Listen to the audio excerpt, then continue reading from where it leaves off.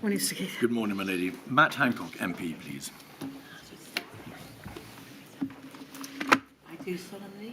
I do solemnly, sincerely and truly, declare and affirm that the evidence I shall give shall be the truth, the whole truth, the whole truth, and nothing but the truth. and nothing but the truth.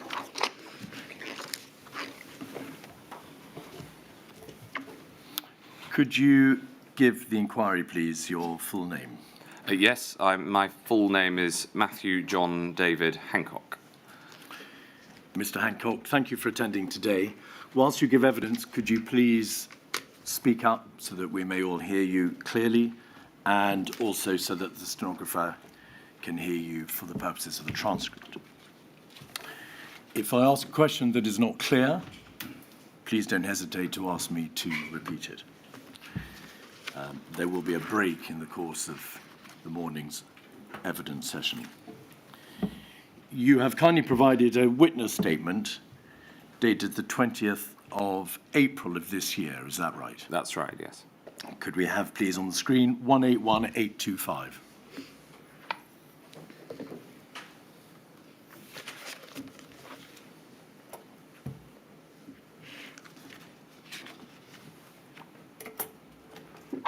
And page 14, please. Page 24, I think, is the last page.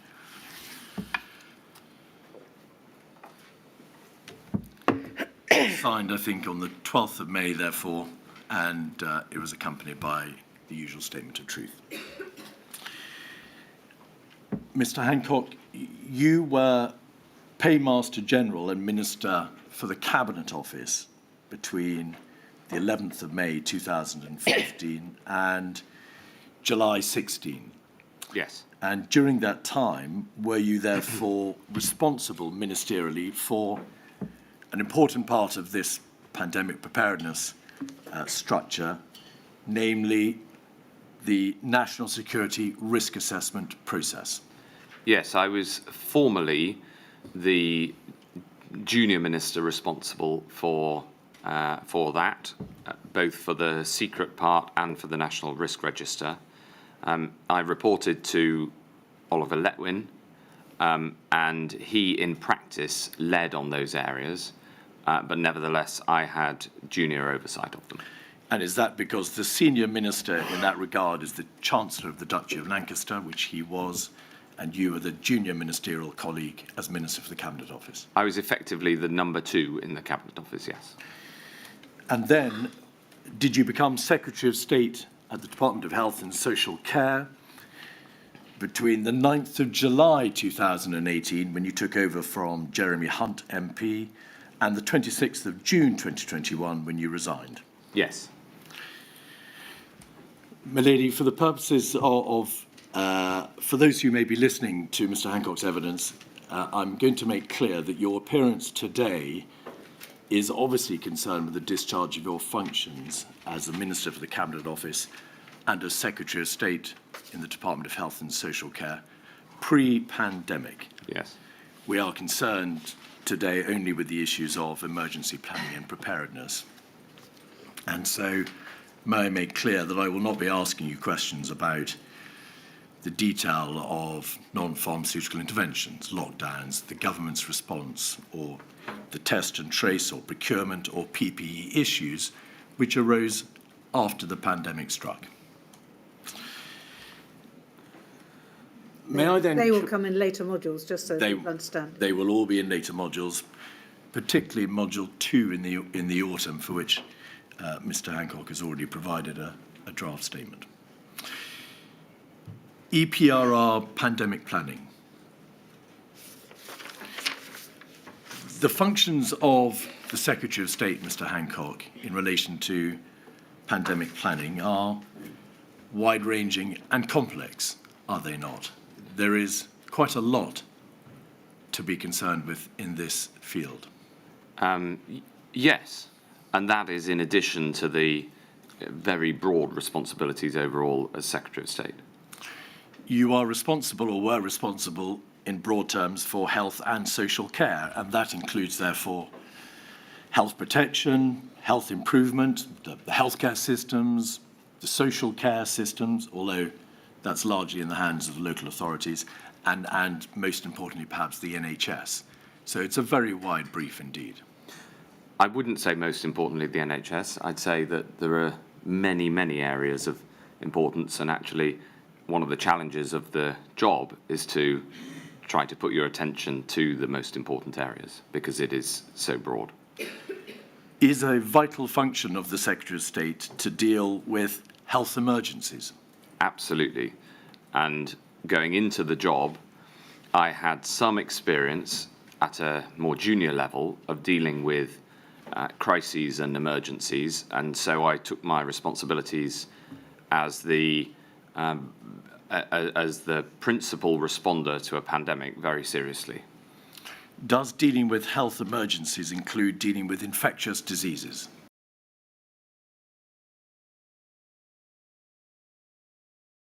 Being ready to deal with the risk of infectious diseases? Absolutely. So, when concerned in the field of emergency preparedness, resilience, civil contingencies, where there is a health emergency, it is the Department of Health and Social Care that is the lead government department. In effect, it is the department in the driving seat. Yes, and as Secretary of State, I felt keenly the responsibility as essentially the lead responder in the first instance to those sorts of health emergencies, and it was a part of my day-to-day work because these emergencies happen from time to time. Were, when you were Secretary of State, risks prioritised in any way? Was there a grading system to prioritise those most important and serious risks from those that were less so? Yes, of course, that's absolutely vital. And one of the challenges in a system as big as the health system is making sure that decisions are taken at the right level, because if you escalated everything to the Secretary of State, whoever they are, they would be completely overwhelmed. Yet it's vital to escalate the things that need to be seen by the Secretary of State to their desk. Was influenza pandemic prioritised as a Tier 1 risk? Yes, it was. I recall that on my first day, I was given a briefing document about as big as this one, and one of the elements of it was making clear my responsibility as the Tier 1 national responder for a pandemic flu and for other infectious diseases. I was already aware of this element of the role from my time at the Cabinet Office, but nevertheless it was properly and formally brought to my attention. And on day one, I asked for more information on preparedness because having been involved in previous crises, for instance, at the Bank of England, before I went into politics, I knew that when things go wrong, things move quickly, and you need to be as well prepared as you can. At the highest level of the department, was there a board known as the Departmental Board, which looked at the highest level on the major risks confronting the department? Yes, and the role of the Departmental Board was to ensure that the department was structuring itself properly to deal with the different challenges that it faced. May we have, please, 23142, which is a copy of your department's then high-level risk register for Q3 2019 to 20. If you can go to the top of the page,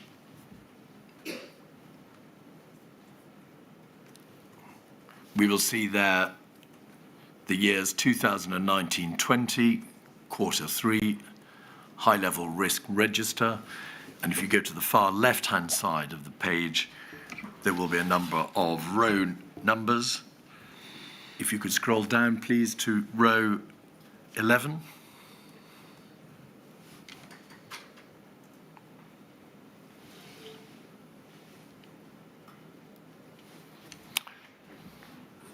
There are two names in the left, in the column second from the left, Mr. Hancock. Emma Reid and Clara Swinson, both of whom have been witnesses before this inquiry. The description, major national infectious disease outbreak and pandemic flu, and the risk identified for self-evident reasons is that the department fails to respond and mobilise adequately to a major national infectious disease hazard, such as pandemic flu or other novel infection. And the approach taken, the response on the part of the department, is in the next column, to manage the risk and likely domestic impact of a major pandemic flu or emerging infectious disease outbreak. So the risk was identified in terms not just of the pandemic being an influenza pandemic, but obviously the risk of an infectious disease outbreak, an emerging infectious disease outbreak. Yes. Does its presence in that chart, in that schedule, Mr. Hancock, indicate the seriousness with which the department took the risk of a major infectious disease outbreak or pandemic flu? Yes, and the red rating demonstrates that the significance of the impact of this, should it strike, could be very serious. And the day-to-day life of a health secretary involves being aware of and from time to time being involved in managing the response to potential infectious disease risks, which happen from time to time. And I set out in my statement that over the autumn of 2019, there was a potential flu outbreak. There was a what's now known as Mpox outbreak, then known as monkeypox. And over this period, we were also dealing with the Ebola epidemic in Western Central Africa.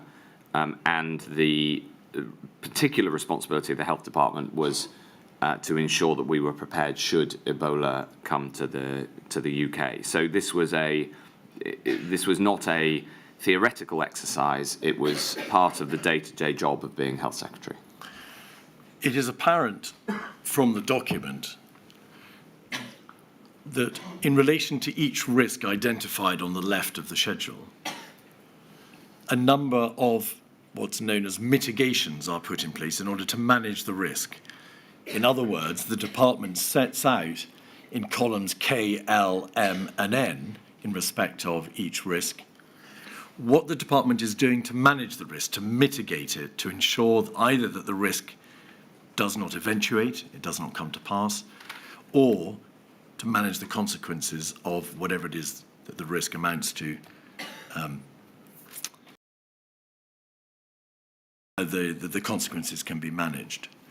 Do you happen to know why, in this risk register, there is no mitigation set out in respect of that row 11 risk?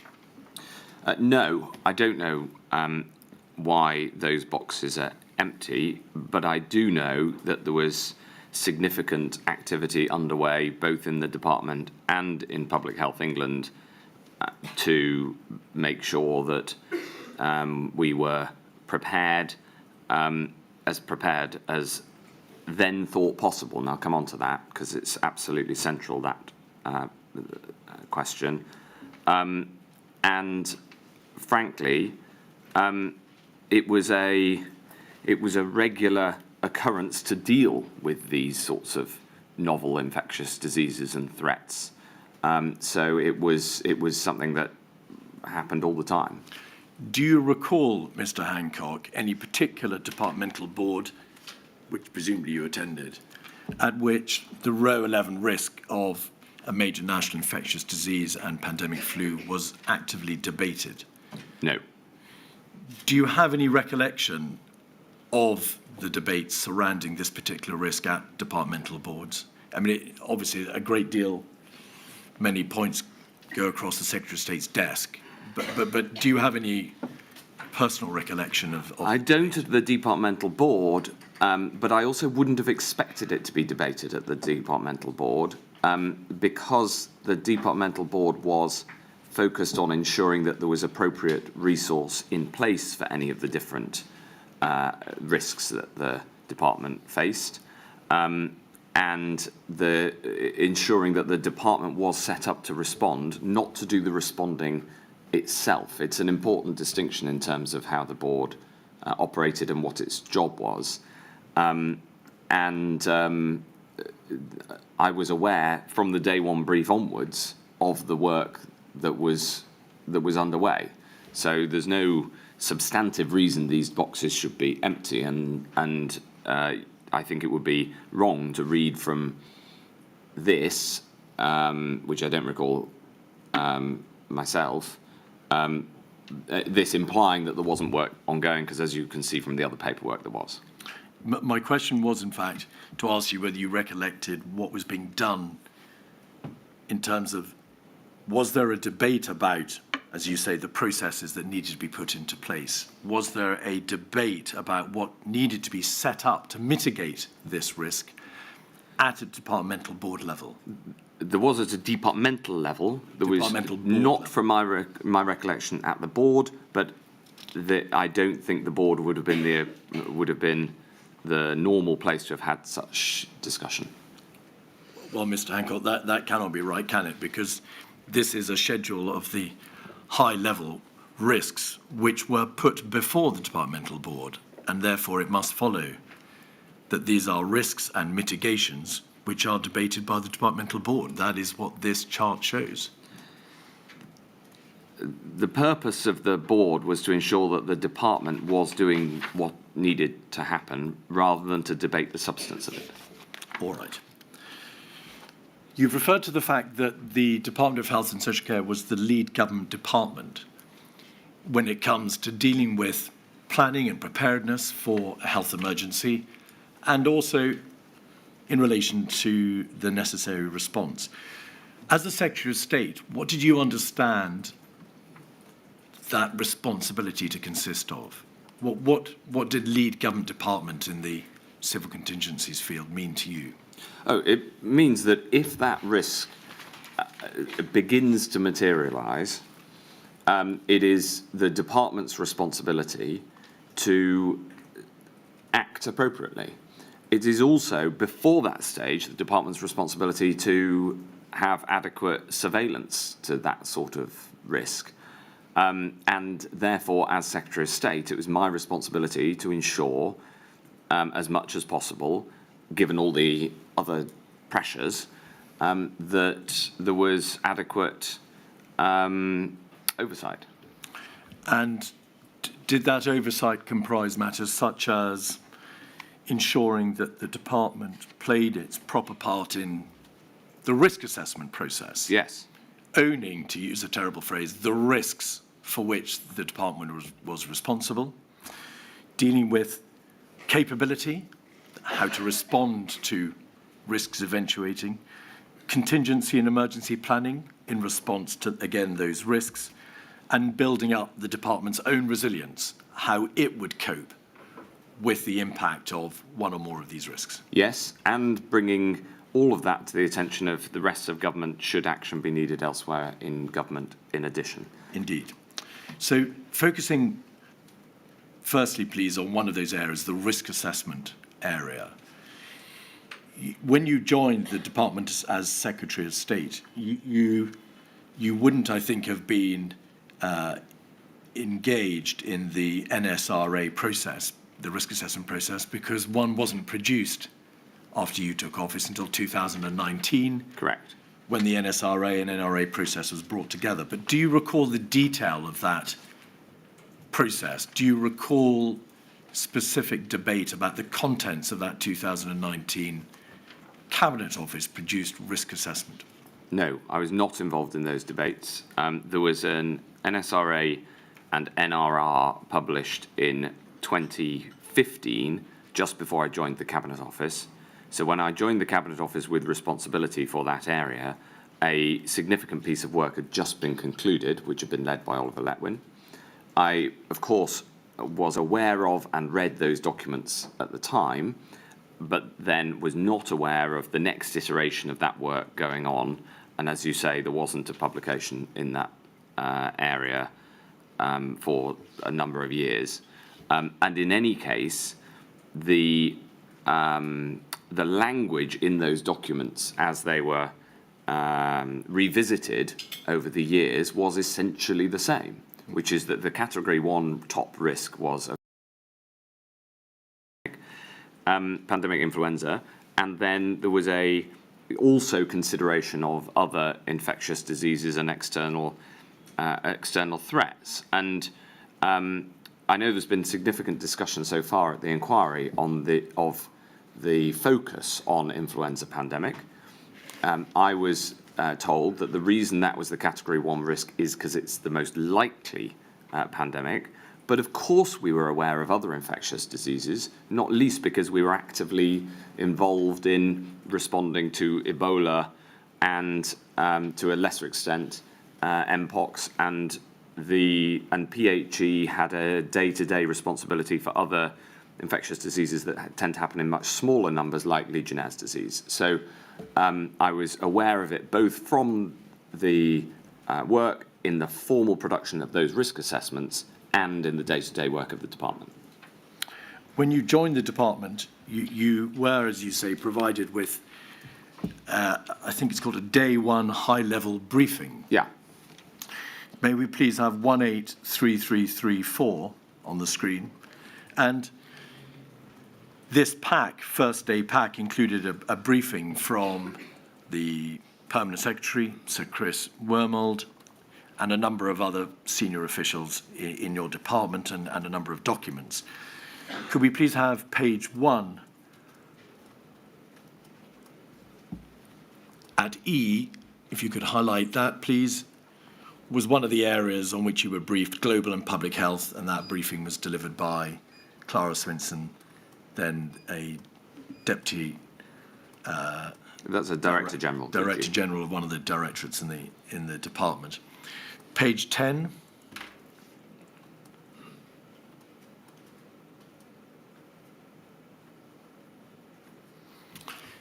There is the section on global and public health.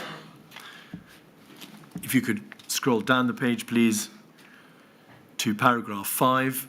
The main work areas in the group are, and then the first bullet point, emergency preparedness and health protection, Director Emma Reid. This directorate prepares for and responds to emergencies, including COBRA, and works on the government's prevent strategy. It practices for terrorist or other threats such as pandemic, national immunisation and screening programmes. It also runs a global health security programme supporting middle and low-income countries. There was no reference there in that first day briefing pack to the level of risk that pandemic flu posed. So there's no reference to tier 1, the risk that you've identified in relation to pandemic flu. Were you provided, either on that day or later, with more detail concerning the risk that pandemic flu posed? Did you in fact ask to be better briefed in relation to what the risks to the department were in relation to pandemic threat? Yes, I remember this document. I remember reading it, and on the first evening as Health Secretary, I wrote on this particular paragraph to say, more details, please. As you can imagine, I was going through this document, working out which areas I needed to focus on, because you have to choose what to focus on, and this was an area that I knew I needed to be across. So you called for more information, and a written response was provided by, I think, Emma Reid, 184105, please.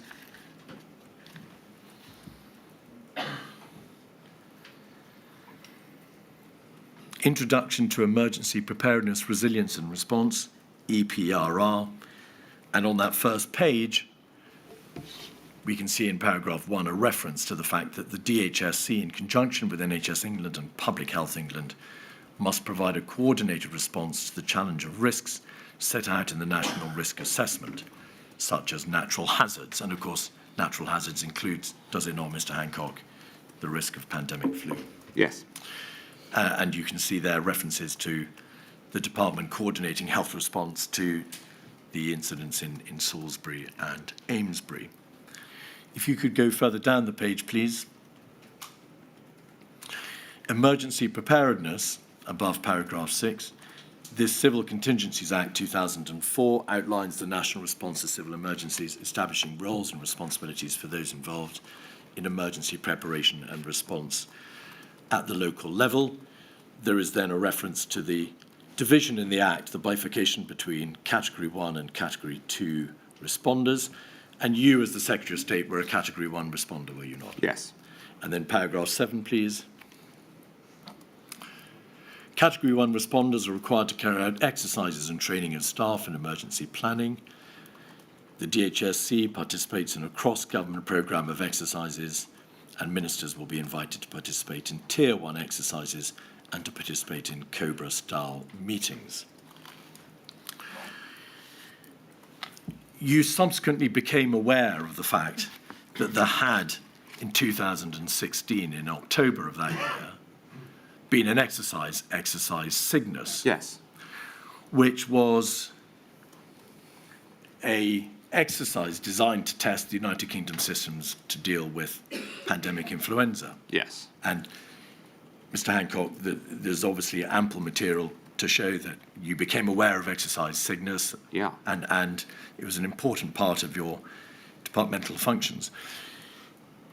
Looking back, are you surprised that in this more detailed briefing, there was no reference to the fact that just a year before, Exercise Cygnus had reported and in general terms had found that the plans and capabilities for the United Kingdom were not sufficient to deal with the likely demands of a severe pandemic? Well, that's a good question. I don't know why that's not written here. Became aware of Exercise Cygnus and the work that was being done to put its recommendations into action. I mean, there's a bigger challenge with Exercise Cygnus, which perhaps we'll come on to. Of course. In your witness statement, you say that you asked for further briefings to be prepared, having read this document. Yes. Can you now recall what areas concerned you and what areas you asked to be addressed by way of further briefing materials? Yes, I wanted to know about the department's preparation and its planning processes, and I asked for further information based on. I recall receiving a note in I think it was in August 2018, and continued to ask questions. For instance, one of the areas that I pushed hard on was the lack of UK domestic vaccine manufacturing, given the importance of a vaccine to responding to any pandemic. And that was an area that I worked on intensively up until the pandemic struck, and obviously then thereafter. So this was a program of work for me, which was on which I iterated with the team. I kept asking more questions and had meetings on it. And the area that I focused on was on the vaccine manufacturing point and others.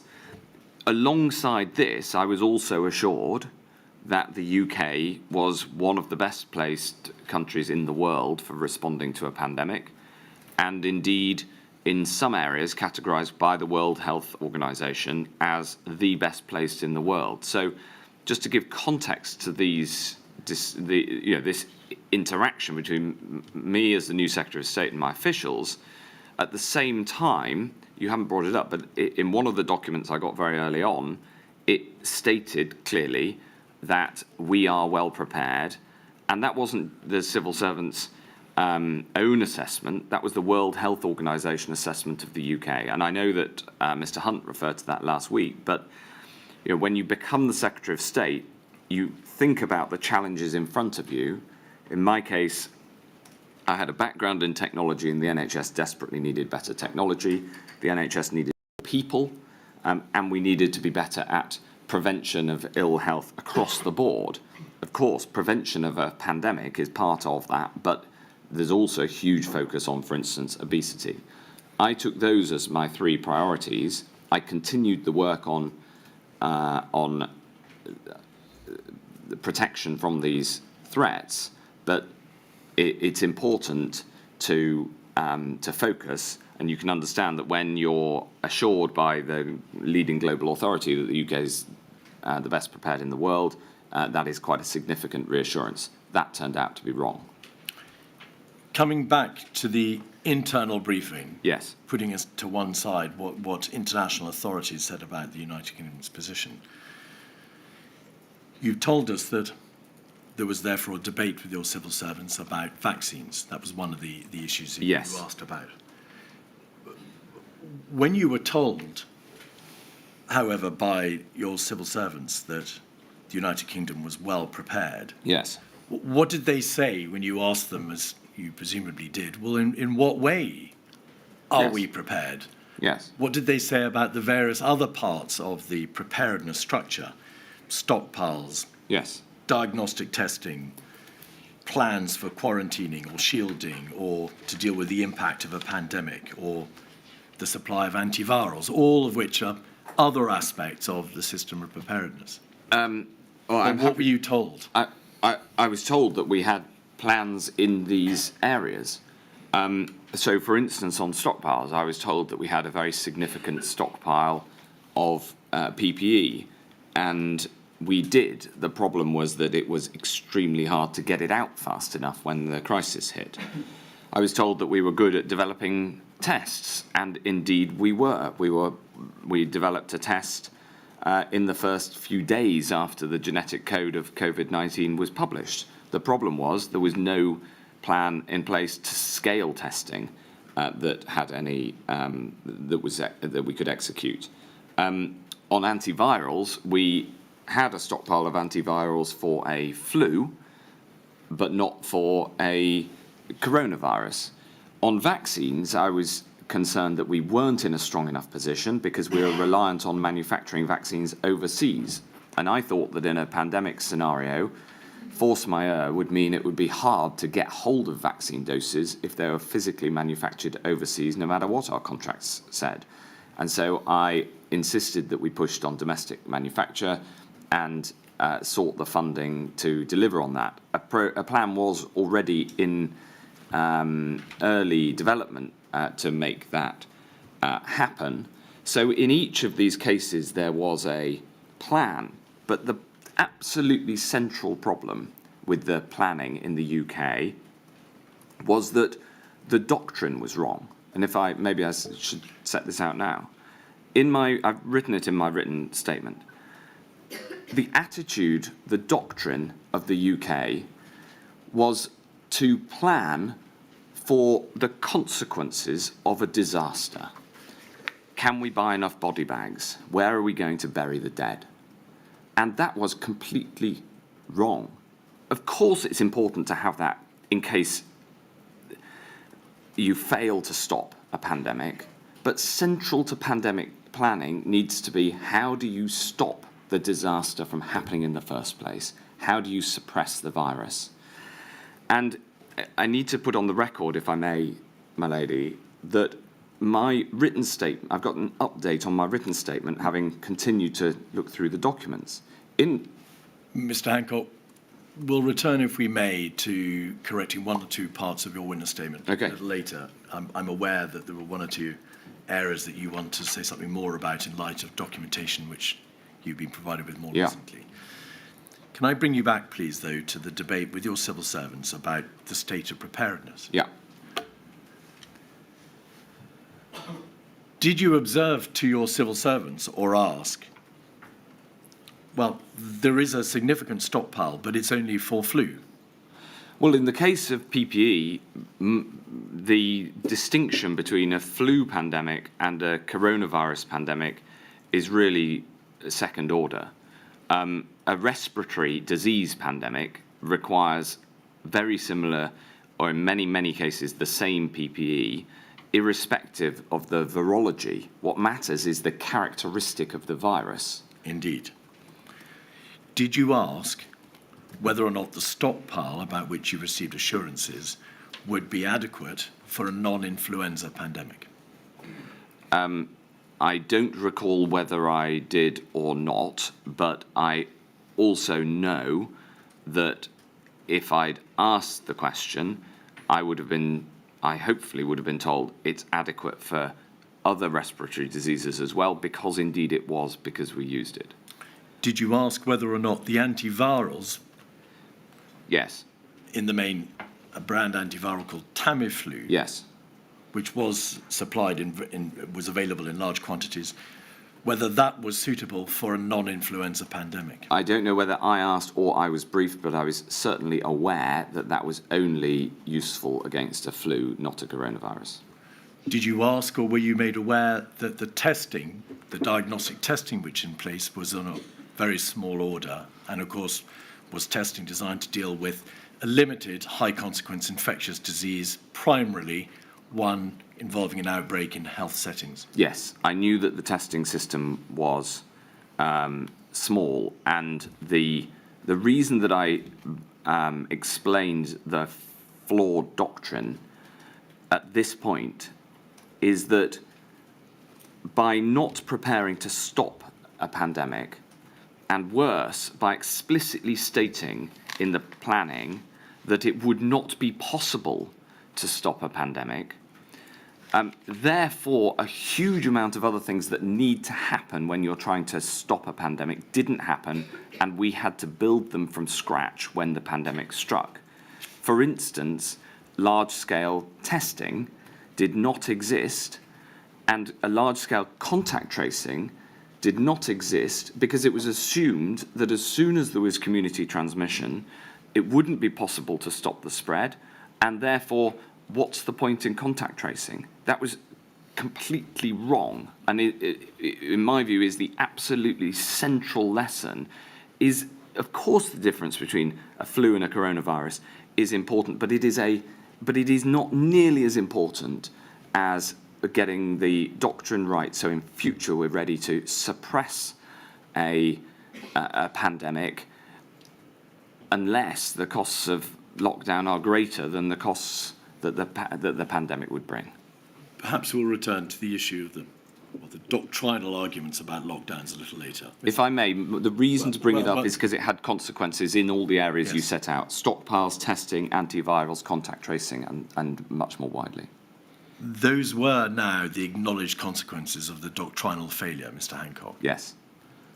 But why, if you asked the questions which you say now you did about the fact that antivirals and the stockpiles of antivirals were only suitable for influenza, that the testing was limited and suitable for high consequence infectious disease in a healthcare setting, that the PPE was designed for flu, although it had an application to HCIDs as well, and that there was no debate about the potential countermeasures, mandatory quarantining, shielding, the impact on education or the economy. If these were questions which were posed when you took office in July 18, why was the situation allowed to develop in which none of these matters were addressed by the time you had to deal with the consequences of the pandemic in February 2020, when, as you've rightly said, you had to build in all these areas the entire system from scratch? Because I was assured that the UK planning was among the best, and in some instances the best in the world. And of course, with hindsight, I wish I'd spent that short period of time as Health Secretary before the pandemic struck, also changing the entire attitude to how we respond to a pandemic. And perhaps, one of the reasons that I feel so strongly about the importance of this inquiry and why I'm so emotionally committed to making sure that it's a success with full transparency and total brutal honesty in answering your questions to get to the bottom of this is because of this huge error in the doctrine that the UK, and by the way, the whole Western world had in how to tackle a pandemic, and that flawed doctrine underpinned many of the problems that made it extremely difficult to respond. And if I may say so, I am profoundly sorry for the impact that had. I'm profoundly sorry for each death that has occurred. And I also understand why, for some, it will be hard to take that apology from me. I understand that. I get it. But it is honest and heartfelt. And I'm not very good at talking about my emotions and how I feel. But that is honest and true. And all I can do is ensure that this inquiry gets to the bottom of it, and that for the future we learn the right lessons so that we stop a pandemic in its tracks much, much earlier, and that we have the systems in place ready to do that, because I'm worried that they're being dismantled as we speak. Well, we'll come to that in a moment, Mr. Hancock. So with those words in mind, why in July 2018, when you were made aware of the lacuna in the system of preparedness, the absence of stockpiled PPE for non-influenza pandemic, the lack of antiviral, the lack of mass diagnostic testing, the massive contact trace systems, why did you not pursue those issues in the following 18 months before the pandemic struck? The only answer I can give is because I was assured that we had the best system in place in the world, and because the system was working towards an approach to pandemic response that was wrong. That's why it was built that way. And that flaw, that failure, went back years and years and was embedded in the entire system response. Mr. Hancock, forgive me. That doctrinal error, to which we'll come in a moment, in the 2011 strategy explains why the position was as it was in Yes. July 18. My question to you, though, is why, having been alerted to these serious issues, was more not done over the following 18 months, regardless of why you were in that position, regardless of why the department was in that position, regardless of the doctrinal foundation? Why were those practical considerations not followed through? Well, there was no recommendation to resolve those problems that I was aware of.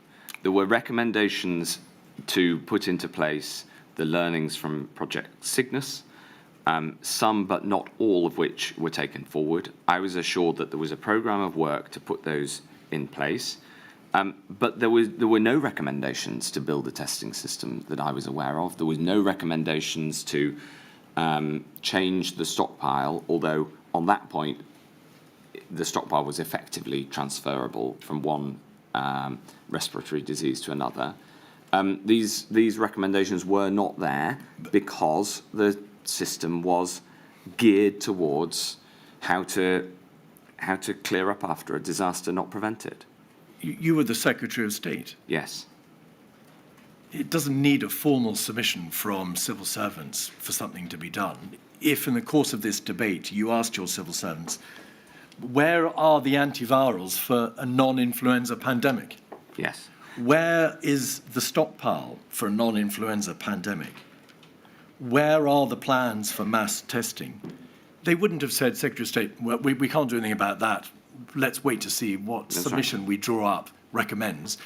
You could have ordered it to be addressed, and you could have pursued and harried them until something was done. And of course, had I known the pandemic was about to strike, then I would have done that. But this was an unprecedented pandemic, and nobody was to know. So all I can explain is that when you become the Secretary of State, when you are the Secretary of State, new in post, there are a significant number of recommendations of what needs to be changed. For instance, Dame Sally Davies came into my office and said we have to try to prevent ill health and tackle obesity. That is the number one problem facing the country. This was not regarded as a number one problem that needed to be fixed because we were regarded by external organisations that had been and investigated our preparedness. We were regarded as one of the best in the world. That's the only answer I can give you. I know I've repeated it, but that's because it's true.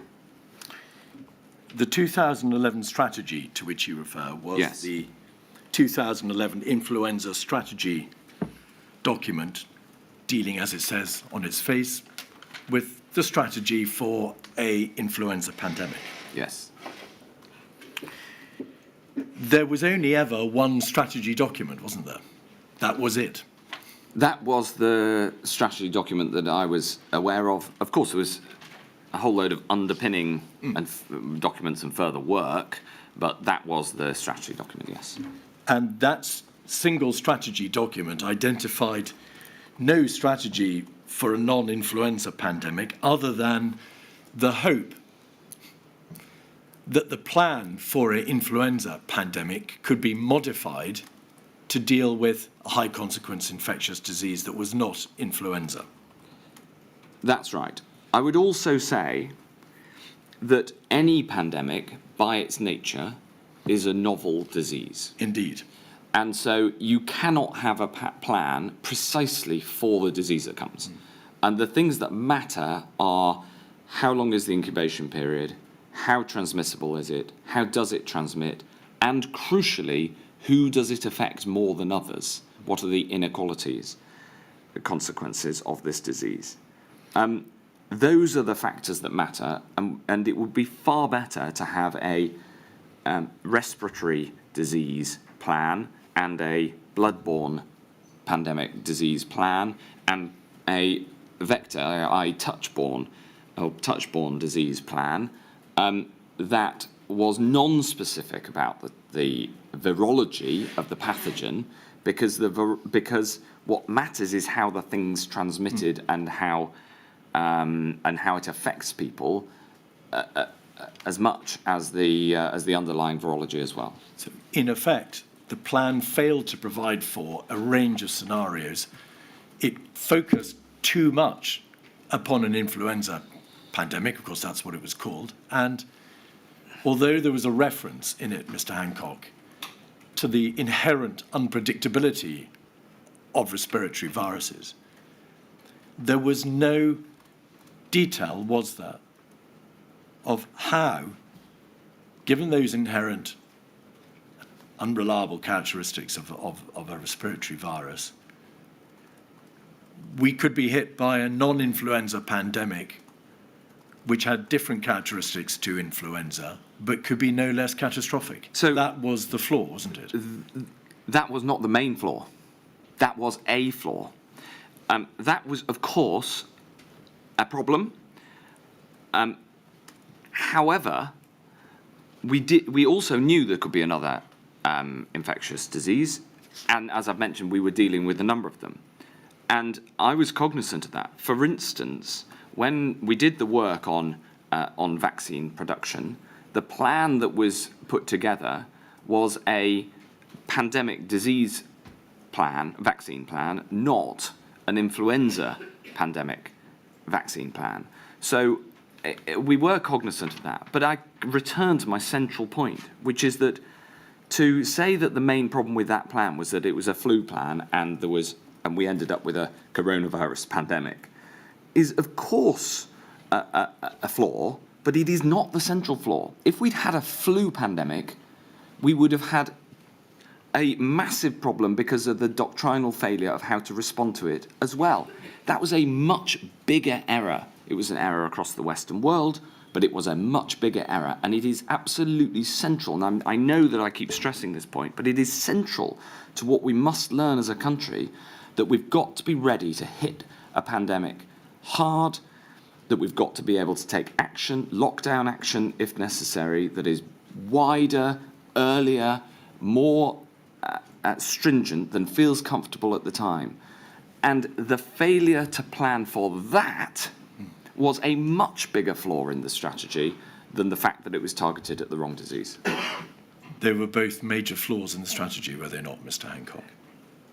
They It were was both. not just one flaw. You've identified now two major flaws in that strategy. Yes, the point I'm trying to make is that the doctrinal flaw was the biggest by a long way, because if we'd had a flu pandemic, we still would have had the problem of no plan in place for lockdown, no prep for how to do one, no work on how best to lock down with the least damage. I understand deeply the consequences of lockdown and the negative consequences for many, many people, many of which persist to this day. The problem that we faced was that the consequences of not locking down was much worse, and we need to be able to be. I think John Edmonds is excellent in his evidence saying, and Gus O'Donnell saying, we need to have a way to calibrate as early as possible. What would the damage be of this if we don't? Mr. What would Hancock, the damage be if I'm we afraid do? I'm going to pause you there.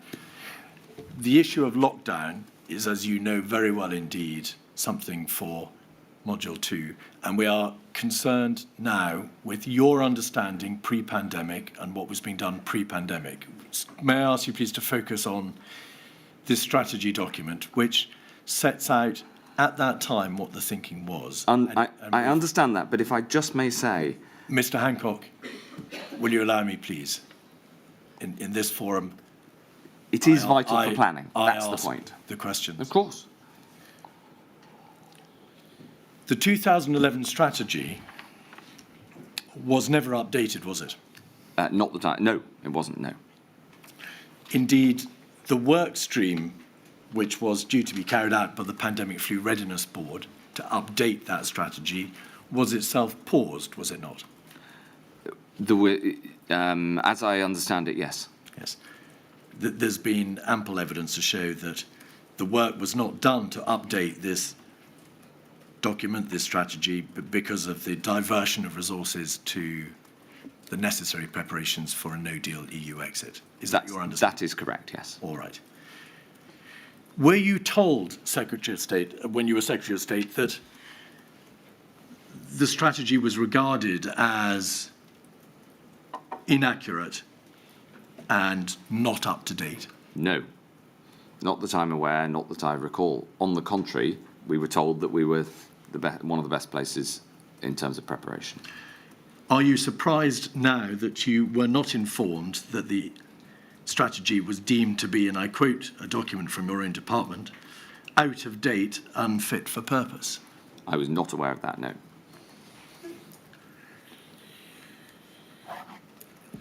By July of 2019, an arm's length body, I suppose one would call it, or a stakeholder, Public Health England, was stating in its own minutes that there had been no word from the DHSC on the DHSC's pandemic strategy. So they were concerned that they'd heard nothing from your department in relation to the updating of this strategy, because it was obviously a matter of very real concern.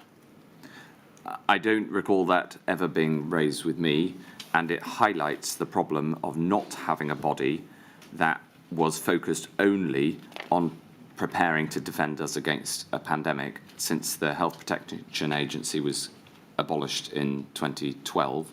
That was one of the reasons behind the organisational change I brought in later. All right. The Pandemic Influenza Preparedness Board was another important part of the department's work, was it? Yes.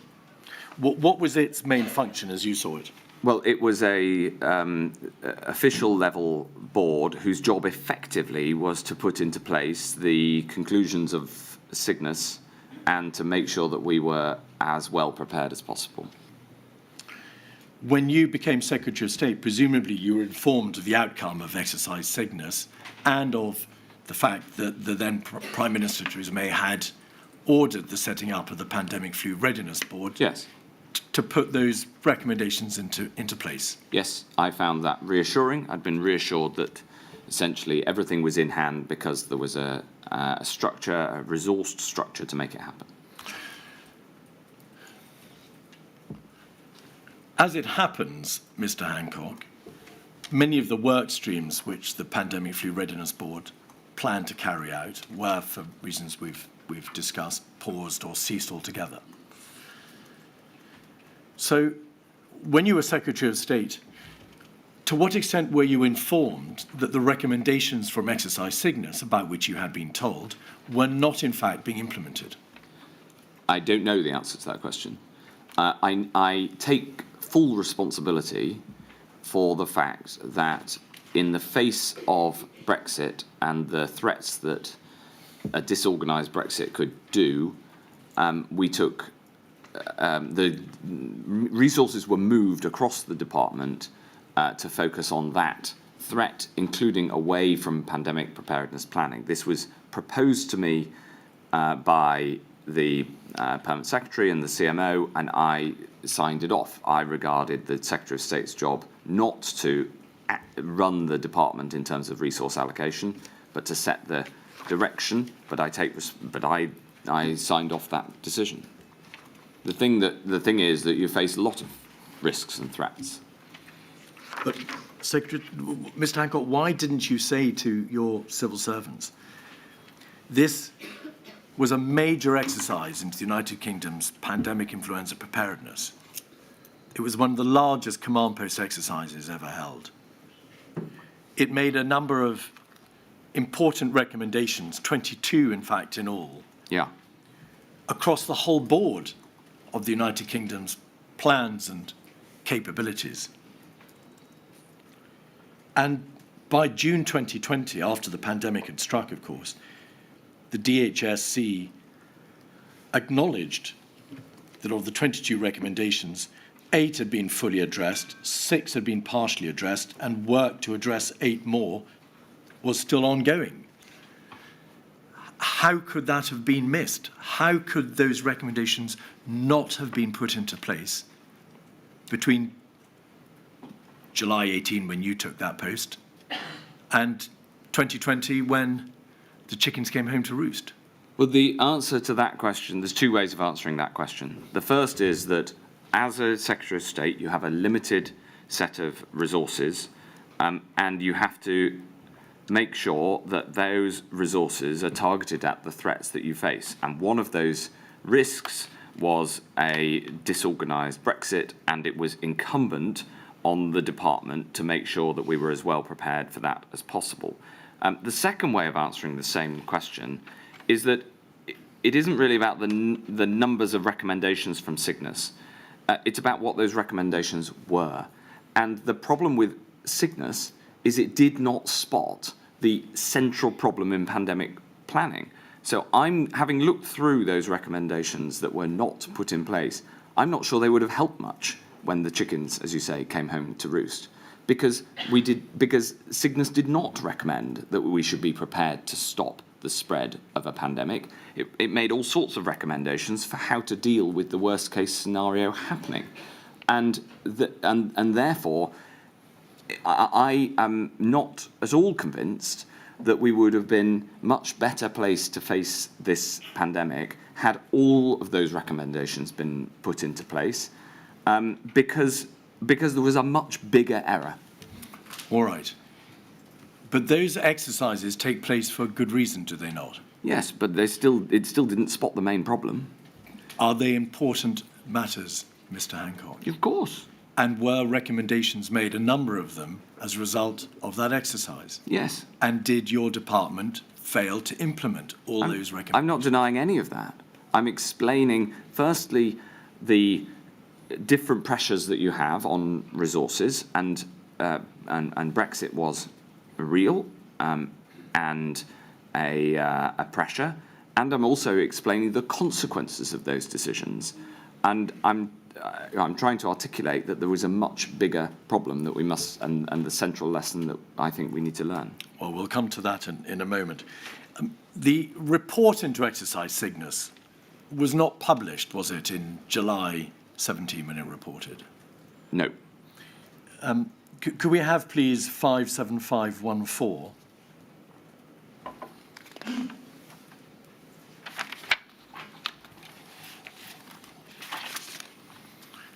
And page 2.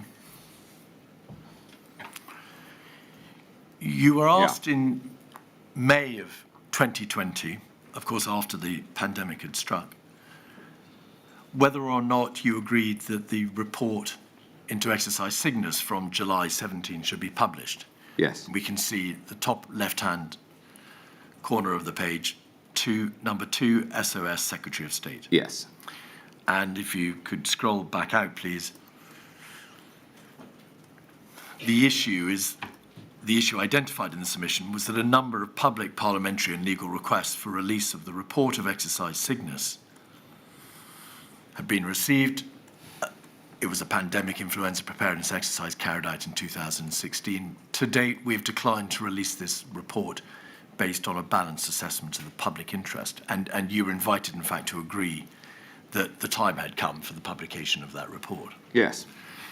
Do you know why, in general terms, why the decision was taken in July 17 not to publish the report, and why this only came to you for a decision in May 2020? I have no idea about the 2017 decision. I know why it came to me for a decision in 2020, and that's because people were understandably asking to see it, and I supported publication. Could we have a look, please, at page 4, paragraphs 8 and 10?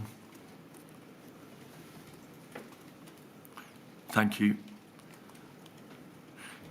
Paragraph 8, some projects had to be rescheduled in 2018 and 19 due to competing priorities in civil contingencies.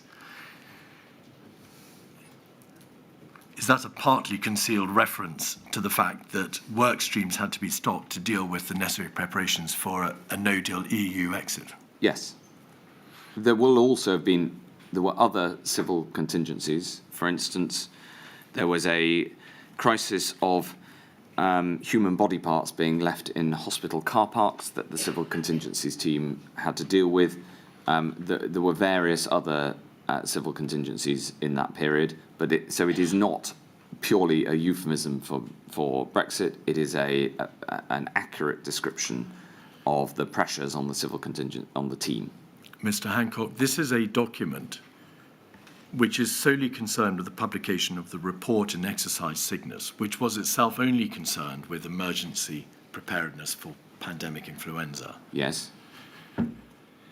The reference to some projects in paragraph 8 Yes. is only a reference, isn't it, to the projects which came from exercise Cygnus. That's correct, yes. And the only reason that those projects were rescheduled by virtue of decisions of the Pandemic Influenza Preparedness Programme Board, the Pandemic Flu Readiness Board, and your own department, was because of the diversion of resources to deal with the no-deal EU exit. I'm explaining that the competing priorities in civil contingencies, of course, included that, but there are also other competing priorities. The context I'm trying to explain for all of this is that in health, you have a certain amount of resources and you have a very broad set of risks. And whilst it's vital that this inquiry uses hindsight to learn the lessons, we didn't have that at the time, and we didn't know that a pandemic was about to strike. Could we have, please, the bottom of page 5?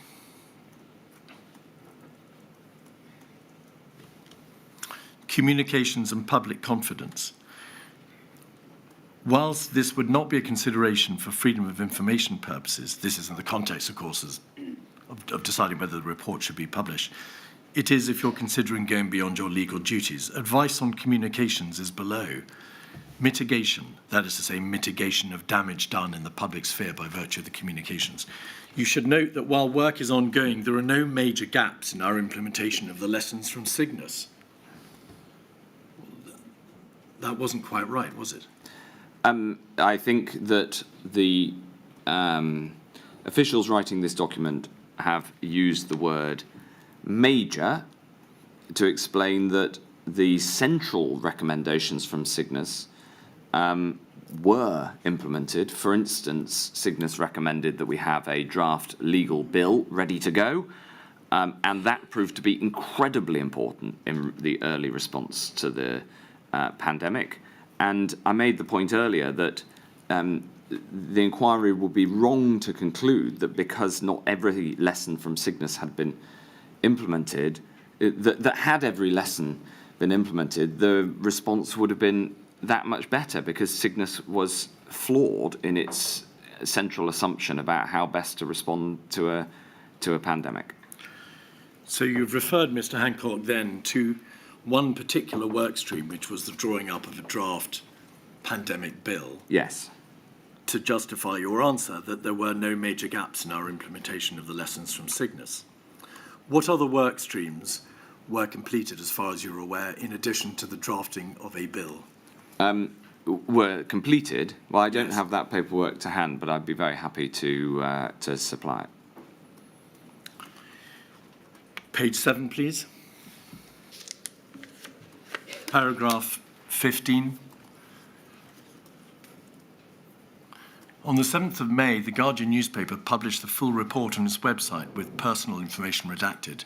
This was alongside an article highlighting that there was no evidence recommendations from the report around social care preparedness had been acted on.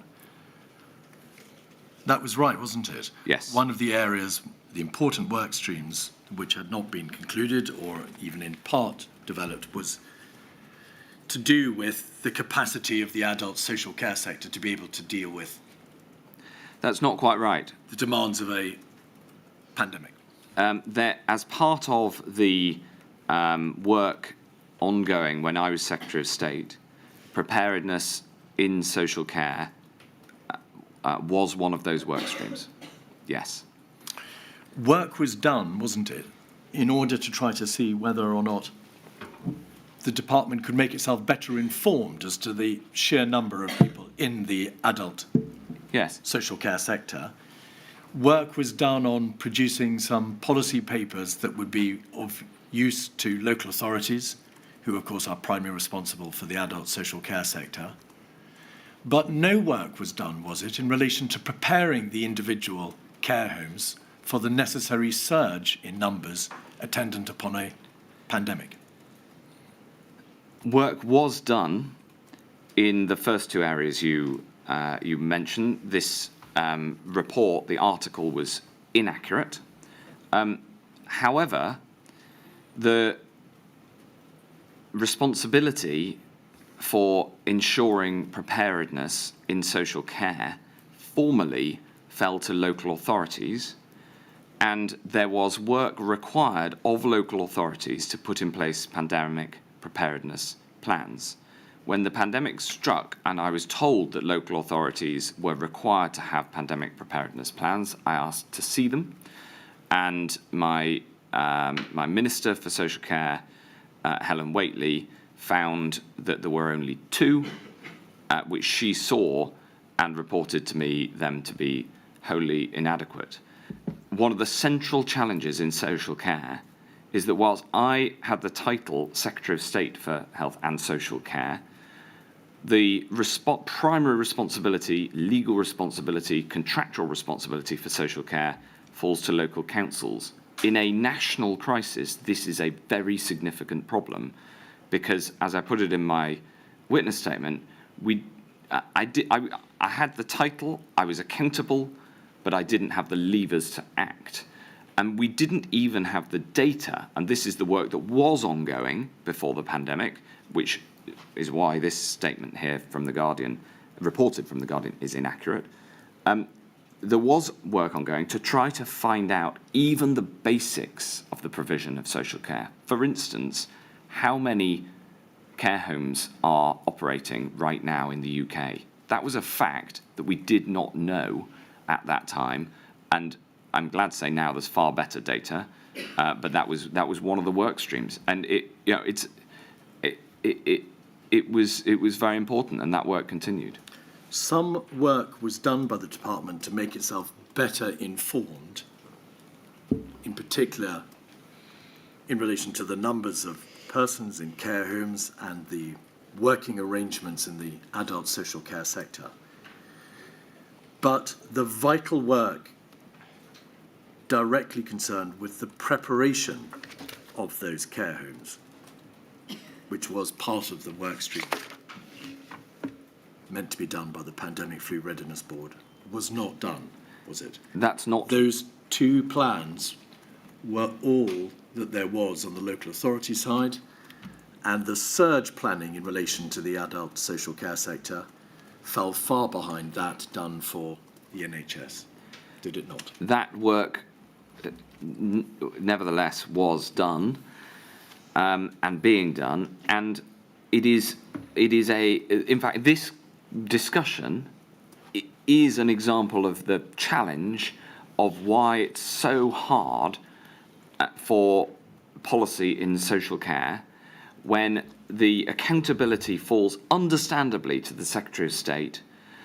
But in this case, pandemic preparedness was a legal responsibility at the local level, and whilst we at the Health Department could require that, the money for social care from central government goes through a different department. And so the requirement to produce those plans fell to the local authorities, and they were in very large part not concluded before the pandemic struck. And that is a major problem with how social care is run in this country. The obligation to get ready did not rest solely on the local authority, did it? The obligation for the policy rested with me. The obligation for delivery in social care rests with local authorities. They're the ones who contract individual care homes.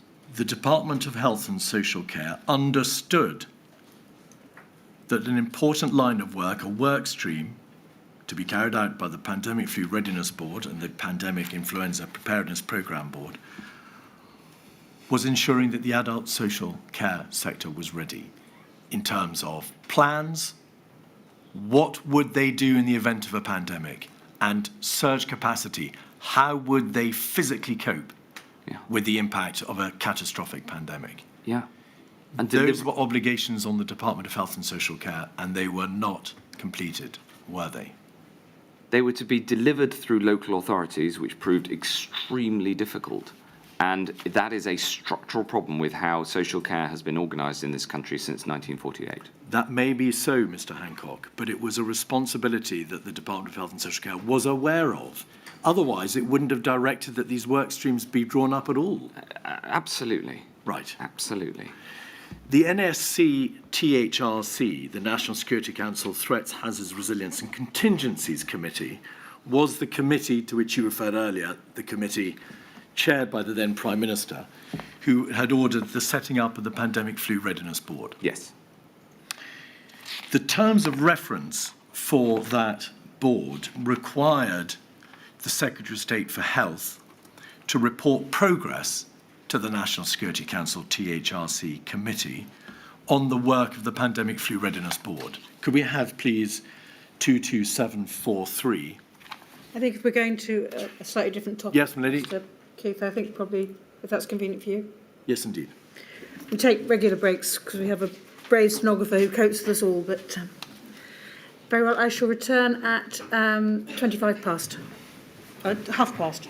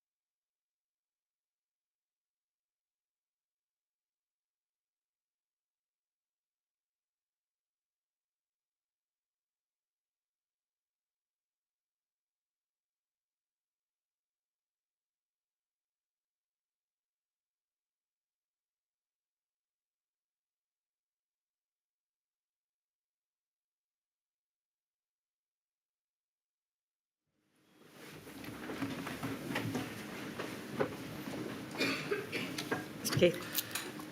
Mr. Hancock, I was about to put to you the terms of reference for the Pandemic Flu Readiness Board. They are at 22743. Page 1, please.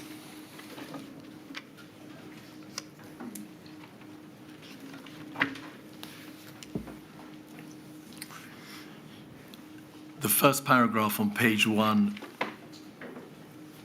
provides the background to the setting up of the board and refers back to that meeting about which you gave evidence earlier, the NSC THRC meeting in February 17. The board and the discussion reaffirmed the government's commitment to ensuring the UK was prepared to manage the health effects of severe pandemic influenza as defined by the reasonable worst-case scenario and the wider consequences. Since the demise of the Pandemic Flu Implementation Group, there has been no dedicated group with responsibility for preparations for the cross-government impacts of pandemic influenza. Mr. Hancock, the Pandemic Flu Readiness Board was co-chaired, of course, by your then department, the DHSC, and the Cabinet Office. But it was the only board which provided oversight for a programme which will deliver the plans and capabilities to manage the wider consequences of pandemic influenza. And then on page 2, please, paragraphs 5 and 6, roles and responsibilities of members. The membership of the board is intended to reflect the breadth of the government's responsibility for the potential consequences of an influenza pandemic on the nation. Members of the board will represent the interests of their department. And then at 6, the board will report progress to NSC THRC. That's the committee, the Ministerial committee, which set up the board, via the Secretary of State for Health and Minister for the Cabinet Office, who will receive regular progress updates in parallel. It is obvious that the Department of Health and the Cabinet Office regarded it as essential that the work being done by this sole cross-government body, the only body dealing with cross-government pandemic influenza preparedness, provide regular updates to the Ministerial committee which set it up. There were 2 NSC THRC, that's the overarching committee, 2 such committee meetings attended by officials. How many of those overarching meetings, NSC THRC meetings, did you go to in order to inform them of those regular progress updates? Personally, none that I can remember. I attended the National Security Council from time to time when the agenda included areas that I was responsible for. I was not a standing attendee, but I don't recall ever being asked to attend to report on this. Did you know of the existence of the NSC THRC, the overarching ministerial committee to which you were expected to report? Yes, I attended it. That's essentially the National Security Council. No, the NSC THRC, the Threats, Hazards, Resilience and Contingencies Committee. Yes, that's a subcommittee. That one Yes. is a subcommittee of the National Security Council. How many of those subcommittee meetings did you attend? I can't recall. Did you attend any? I may well have attended none, but I can't recall. Have you seen any piece of paper that suggests you did attend? Nope. Why not? I have no idea, because the Department for Health was not responsible for the agenda of that committee, or indeed the wider National Security Council. The attendance of ministers in the Department of Health was determined by whether they were invited. Mr. Hancock, your own department's committee, the board, which it co-chaired with the Cabinet Office, knew full well that you were expected to report to the NSC THRC with updates on the board's work. Can you think of any reason why you didn't attend those meetings? Why you weren't told about the meetings, why you weren't informed of the expectation that you attend those meetings. The only explanation I can give is that the team faced a significant number of different threats and challenges, and they chose during the relatively short period I was Secretary of State before the pandemic struck to focus on other issues that they felt to be appropriate. I mean, my experience in government, both as Secretary of State for Health and Social Care and before, was that the officials who handle and are responsible for the National Security Council and its subcommittees are exceptionally diligent, extremely hardworking, and have the highest integrity. And that goes for all of the officials I worked with in the Department for Health and Social Care. All I can say is they would have known, and it would have been incumbent on them to consider all threats and make decisions as to the agenda according to what's necessary. May we have, please, 180188. This is a document relating to the officials subcommittee of the NSC-THRC. In fact, the NSC-THRC-O meeting, O for officials. Yeah. And it's dated the 19th of December 2018, so after you took office in July 18. If we could go to page 3, paragraph 2, EU exit planning. The Cabinet Office updated members on the Civil Contingencies Secretariat prioritisation work in the lead up to EU exit. They plan to move into the operational mode of EU exit planning in early January. CCS stressed that capacity will be maintained to continue normal preparedness activities and ensuring that Part 2 of the CCA is refined if required. In discussion, members raised the following points. As part of normal preparedness activities, would continuity of crisis management continue? The Cabinet Office advised it would be maintained, but some elements will be prioritised. Some departments still wish to provide feedback, and then there was a debate about would hostile state activity exercises continue. The Chair summarised that officials should continue to brief ministers on what level of business as usual activities, departmental responsibilities, could continue following a move to the operational mode of EU exit planning. So in the autumn of the winter of 2018, over a year before the pandemic struck, at this officials meeting of the National Security Council THRC committee, there was debate about the fact that the EU exit planning was starting to have an impact, or would be likely to start to have an impact on preparedness planning because of the prioritisation of work. And there's a clear reference there to ministers being briefed as to what levels of business as usual activities would continue, notwithstanding the necessary prioritisation of work towards a no-deal EU exit. When were you briefed in the autumn and winter of 2018 as to what was coming? Well, I was, of course, aware that Brexit was a significant part of the national debate, and in the department we needed to be prepared for it. So that briefing was ongoing. And as we discussed earlier, there was a moment at which we had to move resources on to prepare for that in the summer, I think, of 2019. We did that within the department.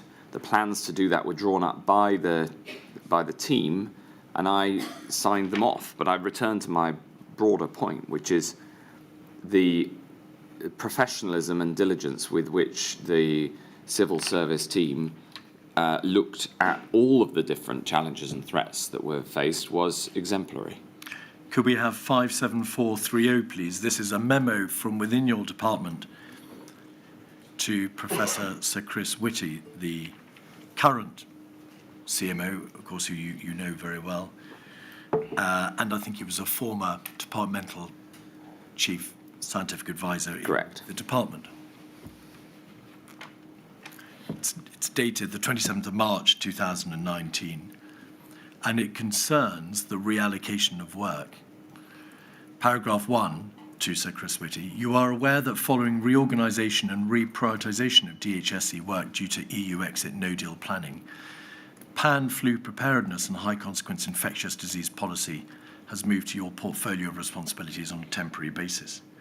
And then at paragraph 3, EXCO. What is EXCO? That's the Executive Committee of the Department for Health and Social Care, chaired by the Permanent Secretary. That's the committee that effectively runs the department on an executive basis. But subject to the supervisory role of the departmental board to which you referred earlier, perhaps? Yes, and of course, working to ministerial priorities and decisions.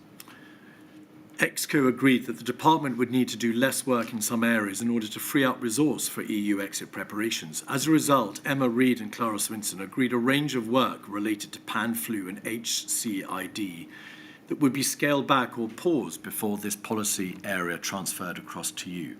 Annex A summarises the work areas that are continuing and those of which are on hold.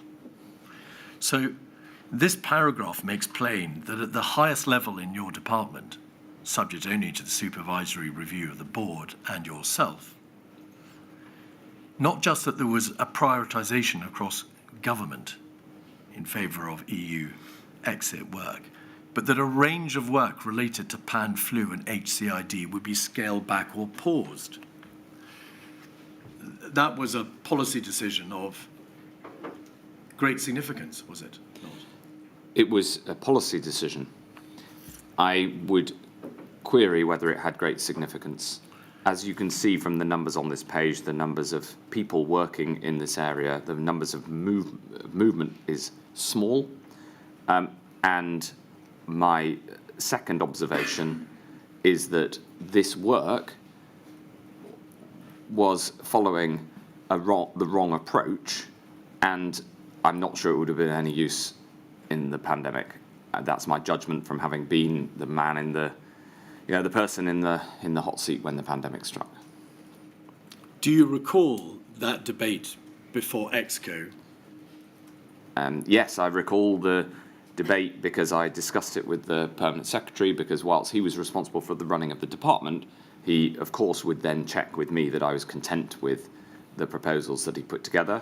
And there were many other areas of work that had to be stopped in order to prepare for Brexit as well. I mean, this wasn't the only area. There were a whole series of them. So you were aware and you agreed that a range of work relating to pan-flu and HCID would have to be scaled back or paused?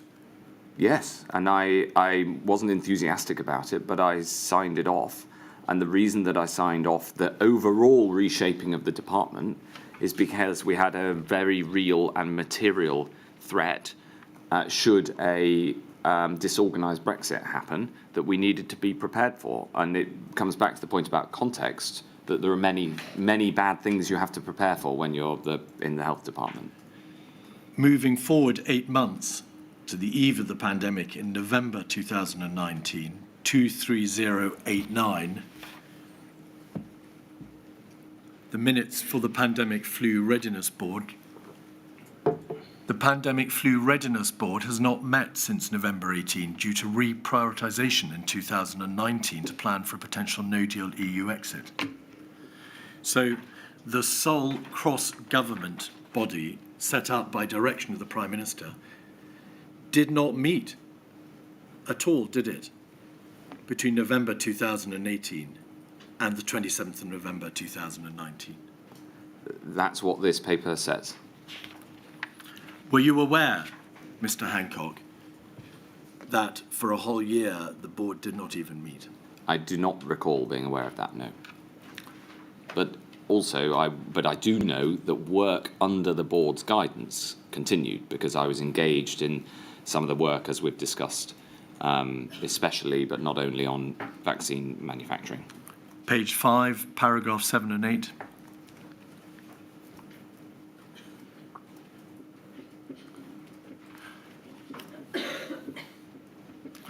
The PFRB had committed to meet every 6 to 8 weeks until the key outputs of the work programme were delivered. It's proposed that in 2020 it meets every 3 months. This will ensure that progress can be communicated to key planning partners through updated documentation where appropriate. So it was understood, wasn't it, that although it had committed to meet every 6 to 8 weeks, the failure to meet for a whole year fell very far short of what it had apparently committed itself to doing. That's what I understand too from reading these papers, yeah. It says NHS THRC, it should be NSC THRC. Under the PFRB's current governance arrangements, the board reports on progress to the NSC THRC, the board which you, the subcommittee which you cannot recall attending. Due to EU exit pressures, NSC THRC were not updated at the end of year 2, March 19. So it didn't not just not meet, it wasn't even updated at the end of year 2, March 2019, the second full year of its operations. Was it? Evidently, from reading these papers, I wasn't aware of these papers at the time. And then, of course, after the pandemic struck, INQ 23114, on the 15th of January 2020,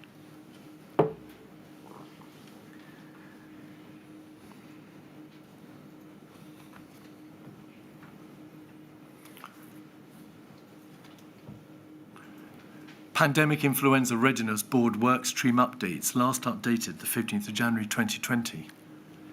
The Healthcare Workstream, progress has slowed for a number of reasons. 2, Community Care. Progress on the community healthcare side has slowed for a number of reasons. And then over the page, please, or further down the page. Excess deaths, that was one of the work streams on which work was completed, wasn't it?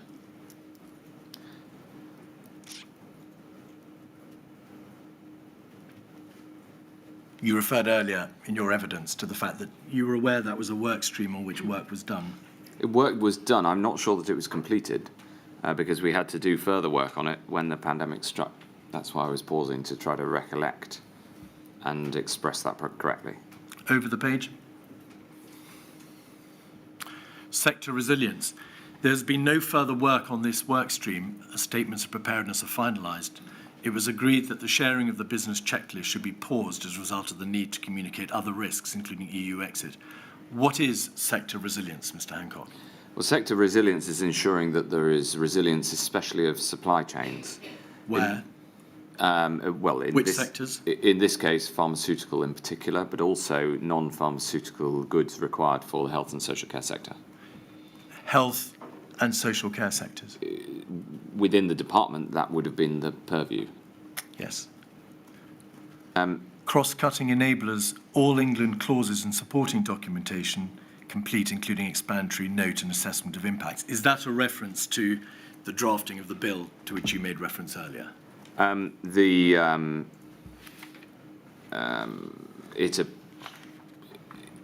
It appears so. That's what Four Nations Bill was used as the shorthand. Yes, there's a reference to clauses and supporting documentation. So that appears to be a reference. That appears so. On the previous one, on number 4, of course, the work that was intended to be prepared for a no-deal Brexit was itself important, incredibly important, when it came to the pandemic. So this paper doesn't quite capture it. It captures the planning and later. Is that a reference to the fact that work was done on securing and safeguarding medicinal supply chains? Correct. To deal with a no-deal EU exit? Yes. But that issue of supply chains, Mr. Hancock, was just one, wasn't it, of a very much larger number of areas in which work was required across the health sector and the adult social care sector. Not unimportant, but it was just one of the areas, wasn't it, where work was required? I wouldn't put it like that. If I may, the way I'd say it is that the work done for a no-deal Brexit on supply chains for medicines was the difference between running out of medicines in the peak of the pandemic and not running out. We came extremely close, within hours of running out of medicines for intensive care during the pandemic. It wasn't widely reported at the time. And I think the only reason that we didn't run out is because of the work that Steve Oldfield and his team did, which they did during 2019 in preparation for a no-deal Brexit, but became extremely useful in saving lives during the pandemic. At the point at which the pandemic struck, because of the no-deal Brexit work, we knew more about the pharmaceutical supply chain in the UK than at any time in history, and we had relationships with the pharmaceutical suppliers and the data to know exactly who had what available and where, and the extent of that information was the difference between running out and not running out of drugs in intensive care in the pandemic. Now, that, of course, wasn't the intention of the work, but it was the consequence of the work. So when it comes to the question of the overall impact of Brexit, absolutely, the paperwork is very clear that some of the preparation work was stopped and a small number of people were moved off that work.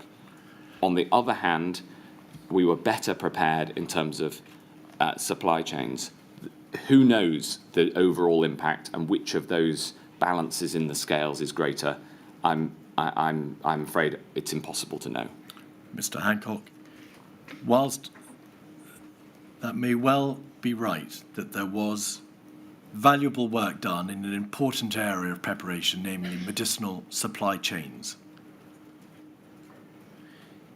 this chart, and particular row 4, sector resilience, makes plain that across the swathe of the healthcare and adult social care sectors, important other areas of work, of which there were many more than the single issue of medicinal supply chains, were paused or interrupted. That is the point, isn't it? That is one point. I agree. The further point is of significance. Which is the most significant? And it's impossible to know whether one was more significant than the other. Than the others. Whether the reduction in the number of people that is demonstrated by the paperwork on pandemic preparedness, whether the negative impact of that is outweighed or is not outweighed by the positive impact of the supply chain planning. As I said, the number of activities is not as important as their consequence. And because Operation Cygnus, which was guiding this work, itself was flawed in conception, I'm not convinced that there would have been that much help, even if all of these things were done. Of course, it would have been better if they had, but I simply have no idea how helpful they would have been. Were you told as Secretary of State that the PFRB had not met for a year, and that, as this document shows, by January of 2020, in a number of important areas, work had paused? I was aware that some work had paused. I don't recall being aware that the board hadn't met. There was another board, the Pandemic Influenza Preparedness Board, again, to which you've referred earlier. Do you recall that it was in the nature of that board's work to prepare annually a risk register setting out in the field of influenza preparedness what the greatest risks were? Do you recall that? I don't recall that, but I'm not surprised. All right. But from one year to another, I doubt it would have changed much.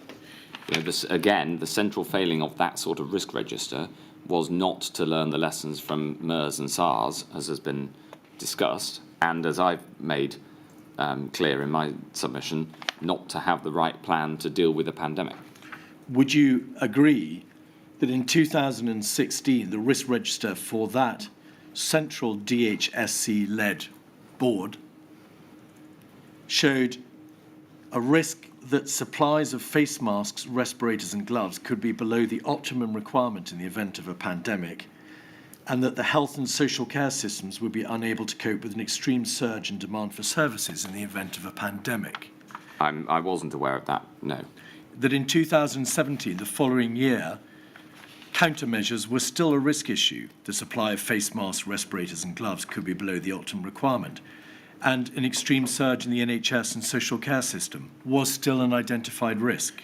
That's 2017. Yes, if I may say so, my recollection was being reassured that we had a huge stockpile of PPE. Of course, it's possible to write that it may be below the optimum, because the optimum may be an absolutely enormous quantity, which is exactly what we needed.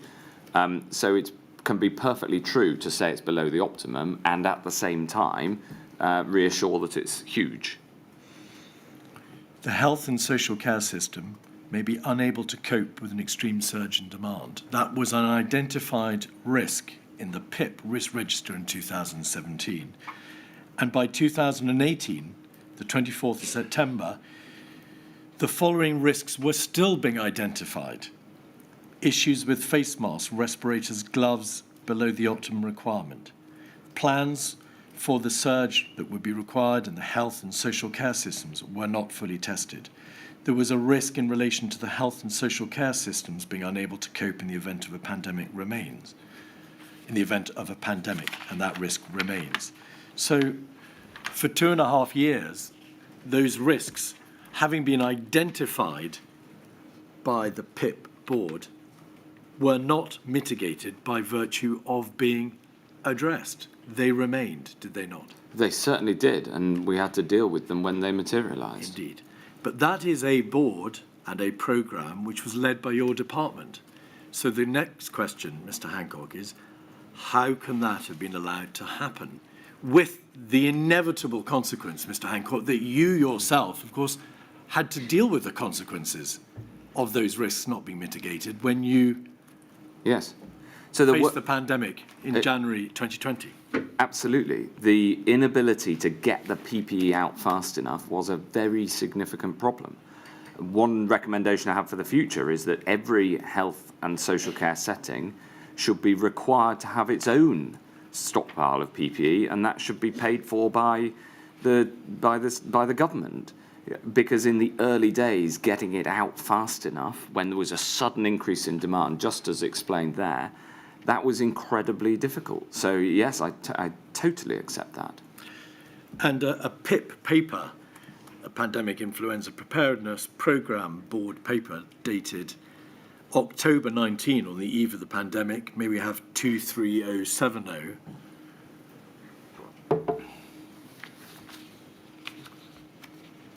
Page 1, paragraph 1. The paper reminded the board of the pan-flu programme reprioritisation that took place at the end of 2018 and set out the progress made on those areas of work that continued and new priorities that arose. At paragraph 3, there's a reference to an annex. Perhaps we could have a look at that annex, please. It's at the end.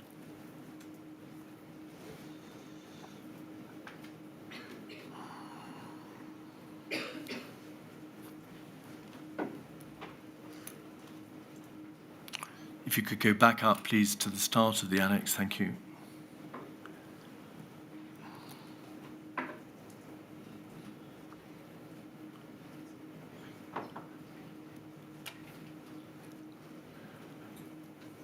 Thank you. Annex A, Pan-Flu Programme Reprioritisation at the end of 2018. Work areas Pan-Flu Bill, that's a reference to the draft bill to which you referred. Permanent Secretary meetings on Pan-Flu continue. Perm Secretary written updates on Pan-Flu continue. Quarterly finance meetings continue. Moral and Ethical Advisory Group membership and recruitment, stop. UK Pandemic Influenza Strategy refresh, stop. Healthcare surge, largely complete. DA, devolved administration engagement to develop plans outstanding, stop. Adult social care, largely complete for the Pandemic Flu Readiness Board, but CMO actions outstanding, stop. PFRB paper on the updating of the NSE, stop. Comms, stop. Benchmark NHS Readiness Internationally, stop.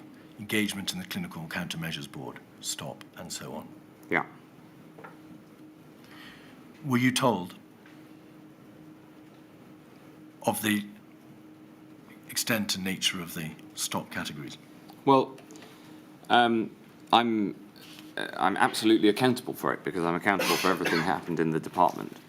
I would also, though, ask you to consider each of these in detail because it comes to the point we discussed earlier on significance. For instance, the Moral and Ethical Advisory Group existed. It had membership when the pandemic struck. So further membership and recruitment was not a consideration that would have made a material difference to planning for the pandemic. The influenza strategy refresh, that was a 2011 document.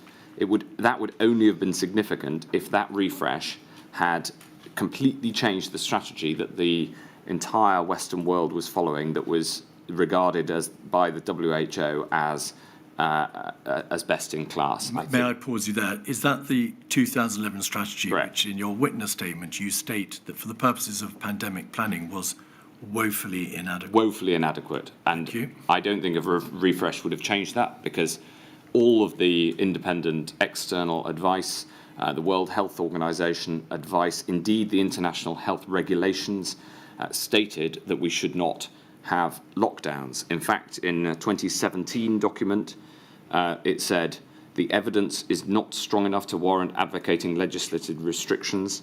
This is where I need to add to what I've written in my written statement, because I thought at the time it was simply an oversight not to consider lockdowns. Actually, it was an explicit decision. The London Resilience Partnership published document, May 2018, and I quote, "It will not be possible to halt the spread of a new pandemic." That was the attitude, it was the doctrine, and it was wrong. So that refresh would have made very little difference. Healthcare surge was largely complete. The final action there is on involvement of the DAs. Since healthcare is devolved, that would have been not been a terribly important area. Adult social care largely complete. I'm not exactly sure what the CMO actions outstanding are.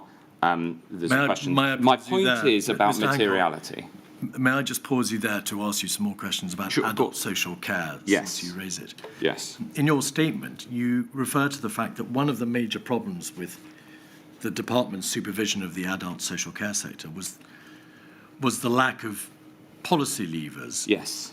which would enable the department to ensure pandemic preparedness Absolutely. in social care. Yes. And as you said earlier, But that's not what this is referring to. well, I want to ask you whether or not you can say that the adult social care sector was well prepared for a pandemic when the department had no means of finding out whether or not they had the right plans in place, whether local authorities had planned sufficiently, let alone how many numbers were in the care sector. No, it was terrible. The And- department had no visibility of whether or not the adult social care sector was prepared at all.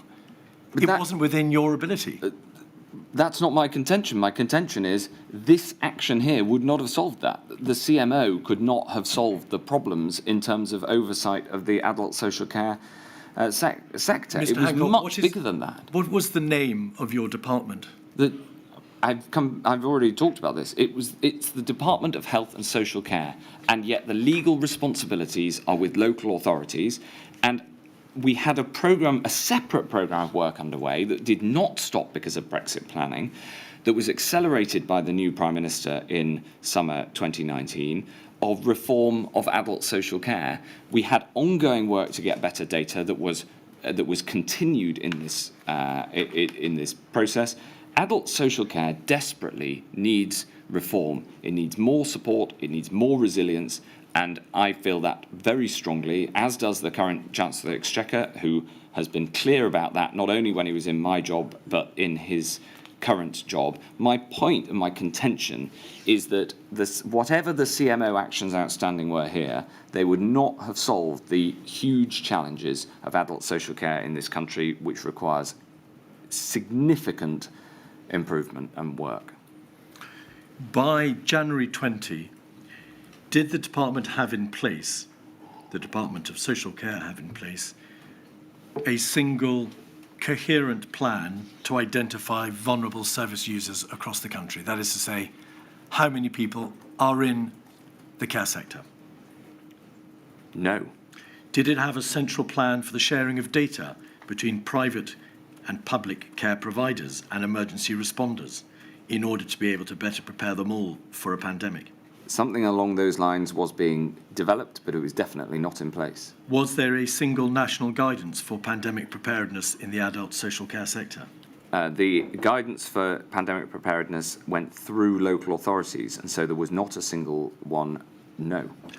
Did all the LRFs, the local resilience forums, have plans in place on the local authority level for dealing with the impact of a catastrophic pandemic on the elderly? No, they were required to, and as far as I'm aware, only 2 had done the work.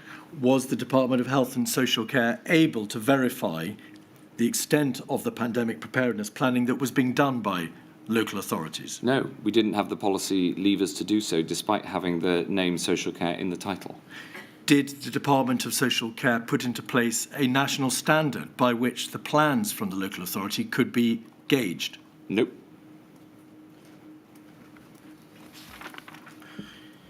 In relation to those local resilience forums, did the department prepare, in fact, a pandemic flu standard at the latter end of 2019, which for the very first time obliged local resilience forums to compare their plans against a national standard for influenza pandemic planning? Well, yes is the answer.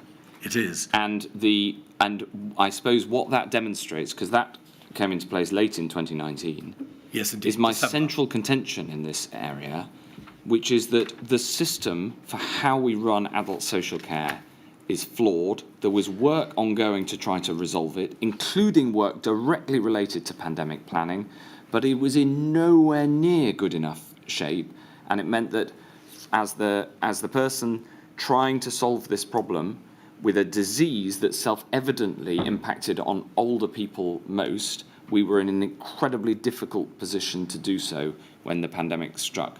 And despite the enormous hard work of everybody in that sector and in the department in relation to adult social care, it was very, very difficult early on. And that's in part because this planning was ongoing, but the systems in this country for managing adult social care are not good enough. And that reform work was underway, but it still hasn't been completed. So drawing some of these threads together, please, Mr. Hancock, would you accept the following propositions? Firstly, there was a long-standing bias within the Department of Health and Social Care as the risk owner of the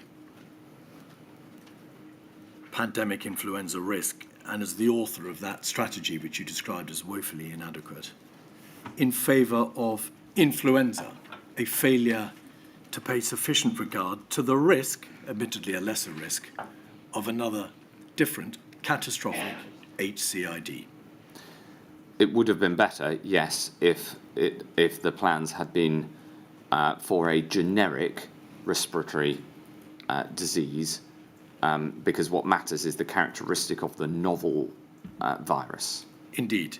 Proposition 2, there was a failure to think through properly the risks of a non-influenza pandemic due to the inherent unpredictability of viral respiratory pathogens and their characteristics, as you say, transmission rate, high or stuttering, incubation period, long or short, viral loads, great or less, whether viruses congregate in the upper or lower respiratory tract, whatever they may have been, because those other characteristics were simply not thought about enough, the real risk of an HCID with catastrophic consequences was not adequately thought about either. I wouldn't put it like that, and I think there's an irony here.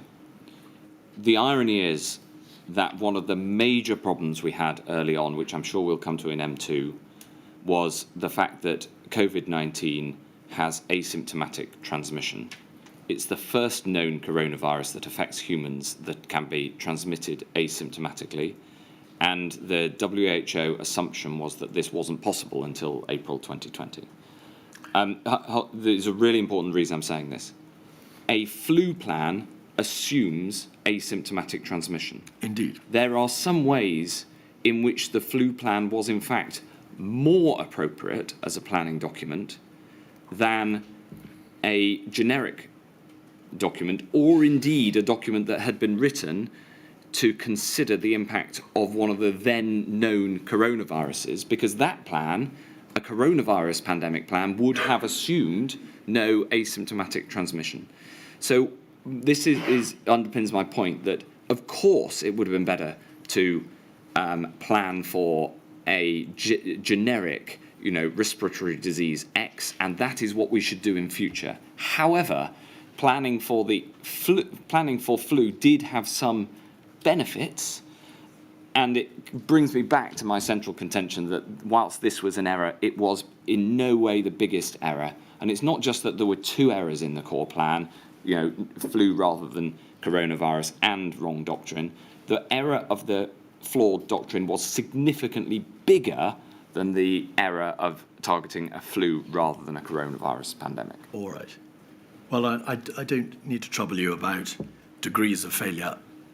We'll come on to identifying the various propositions. Yeah. The third issue is one you've just touched upon, which is that approach in the risk assessment was cause agnostic. It simply failed to identify a sufficiently broad range of scenarios. And as you know, the risk assessment process has been rewritten, thanks in the main to a report from the Royal Academy of Engineering. Yes. To make that claim. Yes, and there's an irony there as well, which is that we were dealing with a live Ebola epidemic with the potential threat that would come to this country as a pandemic. And yet, at the same time, the paperwork was all focused on a flu pandemic. Yes. So the theory written down in these strategies was actually not what was playing out in the day-to-day practice of infectious disease management that we were undertaking as a department and that PHE was undertaking. But Mr. Hancock, it's not just a question of irony, is it? These failings materially hampered the United Kingdom's ability to prevent death. The central failing that hampered the UK's response, common with the rest of the Western world, was the refusal and the explicit decision that it would not be possible to halt the spread of a new pandemic. That is wrong, and that is at the centre of the failure of preparation. I know that because I was the person responsible as the Category 1 responder when this pandemic struck, and all of the other considerations are small, important but small compared to the colossal scale of failure in the assumption that it will not be possible, and the lack of ambition in the assumption that you can't stop the spread of a disease. We can. Imagine if this disease had tragically killed children as much as it did old people, and maybe it transmitted twice as easily as COVID. Would it then be possible to stop this to halt the spread? Of course it would. We would do whatever it took, and that's where we got to. But we got there far too slowly, because none of the preparation included any thinking around that. And that is my fourth proposition. It's the one that finds a place at the front of your witness statement. It is that there was a failure, a complete systemic failure, to think about how to prevent catastrophic consequences arising at all, as opposed to how to manage catastrophic consequences which were assumed to result. I couldn't agree more, and it's an absolute tragedy. Number 5, there was an associated failure to think about countermeasures, because, of course, flu has a shorter incubation period, it is symptomatic, there are antivirals, there are vaccines available. There was, therefore, a failure to think about, in the way that other countries, particularly in the Far East, had done, countermeasures such as mandatory quarantines, Yes. shielding, Yeah. social restrictions, Yes. border controls, Yes. there was, as you say, a complete lack of imagination. Yes. I had to overrule the initial advice not to quarantine people being brought back from Wuhan. I mean, it's madness. And it was written into the international health regulations that you shouldn't close borders. This was not a UK problem, it was a World Health Organization problem. And the World Health Organization, of all people, should have learned the lessons from MERS and SARS. And so we had diligent, hard-working teams working on this pandemic preparedness, but there was a absolutely central doctrinal failure in the response of the UK and almost every other Western country. And number 6, coming to the government particularly through the Cabinet Office and the DHSE, there was a failure to implement, in a general sense, the recommendations from the various earlier exercises because the majority of them were simply not implemented for good or ill by the time the pandemic struck. And actions and work streams which were identified as being necessary in the field of pandemic preparedness were not carried through to fruition. Well, while that is true, my evidence to you is on materiality of what really mattered when the pandemic struck. And as we saw when we went through that list on the screen, those work streams that were stopped, I couldn't identify any of them that would have made a material impact had another year's work been done on them. We got halfway through them, and what I put that down to is the team prioritising within the resources that were available to do the things that really mattered.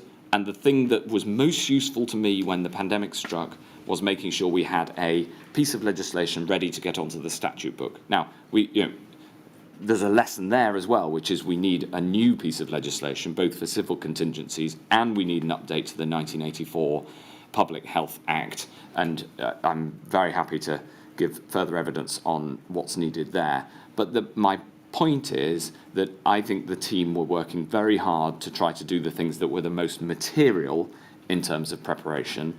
What everybody missed in the Western world was that lockdowns were going to be necessary, and that's why I'm stressing this point so much, because it is the single most important thing we can learn as a country. Mr. Hancock, you've just said I couldn't identify any of those work streams that would have made a material impact.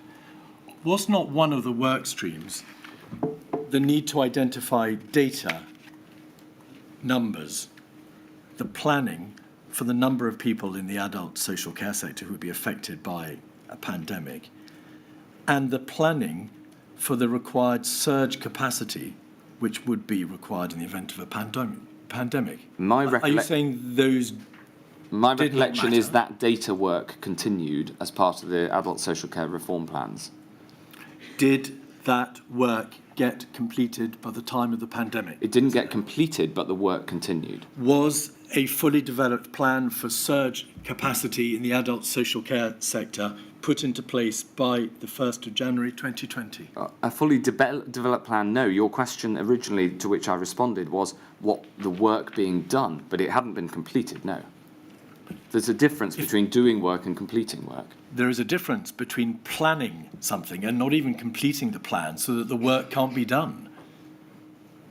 Was the planning complete to allow the surge capacity to be developed? I'm very happy to look further into the paperwork and write to you on that point. My point was a more strategic one about what really matters in terms of protecting lives in the future, and that's why I'm at so much pains to stress it. There were significant areas of preparation overlooked or not progressed. Would you agree? Absolutely. Were the nation's preparations for a pandemic of this nature good enough? No. Was there a serious and significant inadequacy of preparation for a pandemic health emergency? Yes. Preparing for this Tier 1 risk of a catastrophic health emergency was at the core of your own department's functions. Would you agree? Yes. And therefore, as Secretary of State, you bore and you bear ministerial responsibility for that calamitous state of affairs, do you not? I bear responsibility for all the things that happened, not only in my department, but also the agencies that reported to me as Secretary of State. You will no doubt have given a great deal of thought, and it's evident from your evidence today, Mr. Hancock, as to how to make things better. Yes. And you've mentioned many of them today in the course of evidence. Are you aware of some of the matters that Sir Oliver Letwin spoke about when he gave evidence? Do you agree that there is now a need for a formal system of training for ministers and senior civil servants in civil contingencies? Yes, there's an irony here, another one, which is that I was in the process of putting one in place with the Blavatnik School of Government when the pandemic struck, and we stopped that work because the pandemic became overwhelming. Is there a case for a cabinet minister to be appointed to be in sole charge of EPRR? Yes, across government, and then the responsibilities of lead government departments would need to report into that minister, who would then act on behalf of the Prime Minister. That's effectively the job that Oliver Letwin did when he was in office. And therefore there needs to be a head of resilience at the apex of an official structure, a civil servant, who will then report to that cabinet minister. Yes, there's one subtlety that's incredibly important here, which is that it would be a mistake if such a structure took away the sense and the feeling of accountability for an individual department. What you wouldn't want is the department thinking, oh, well, the Cabinet Office has got that covered. You need the department to still feel that it is accountable and held to account by the Cabinet Office rather than replaced by the Cabinet Office, which would be suboptimal. So I'm not following. What he's suggesting would be different from the present system, Mr. Hancock? That you would have, as we had when Oliver Letwin was in post, a minister responsible for resilience across the board and for challenging the different resilience plans that came up. And obviously that will require an official structure underneath her or him. And but the key point is that needs to be like a red team effort, as has been discussed, rather than letting the departments off the hook for the areas which they're responsible. And would you have that minister solely responsible for resilience? I've heard that Cabinet Office ministers get quite a large portfolio on occasions. Yes, I think whether or not they attended Cabinet, what mattered actually is in practice whether they had the ear of the Prime Minister. You could easily make it the person who was in my old Cabinet Office job as number 2, so long as they had a direct line to the Prime Minister when it mattered.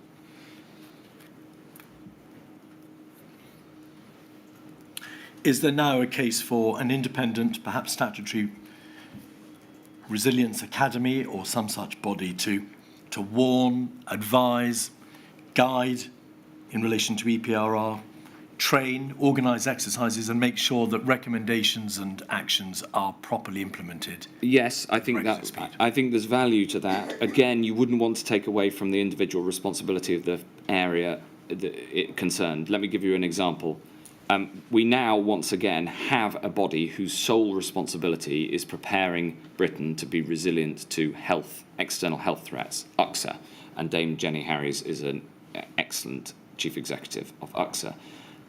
You wouldn't want such a body to replace UXA or make UXA feel less accountable. I want Jenny Harries and whoever's in her job to wake up every morning worrying about the next pandemic and what needs to be put in place. You can, of course, supplement that with better resilience training at the centre as well, but you mustn't take away from the real burning accountability of the person in that job.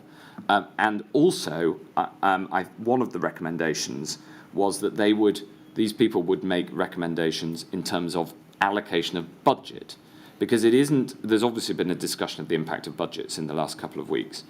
It isn't just about the total quantum of budget, it's about how it's spent. In this country, this year, we spent £53 billion on physical military defence. UXA's core budget is £450 million, that's less than 1%. And yet, over 220,000 people have died of COVID so far. The impact on the health of the nation and the well-being of the nation of health protection is an order of magnitude bigger than as currently represented in the UXA budget. And the idea that we spend over £50 billion on defence and under 500 million on UXA is, for me, completely indefensible. All right.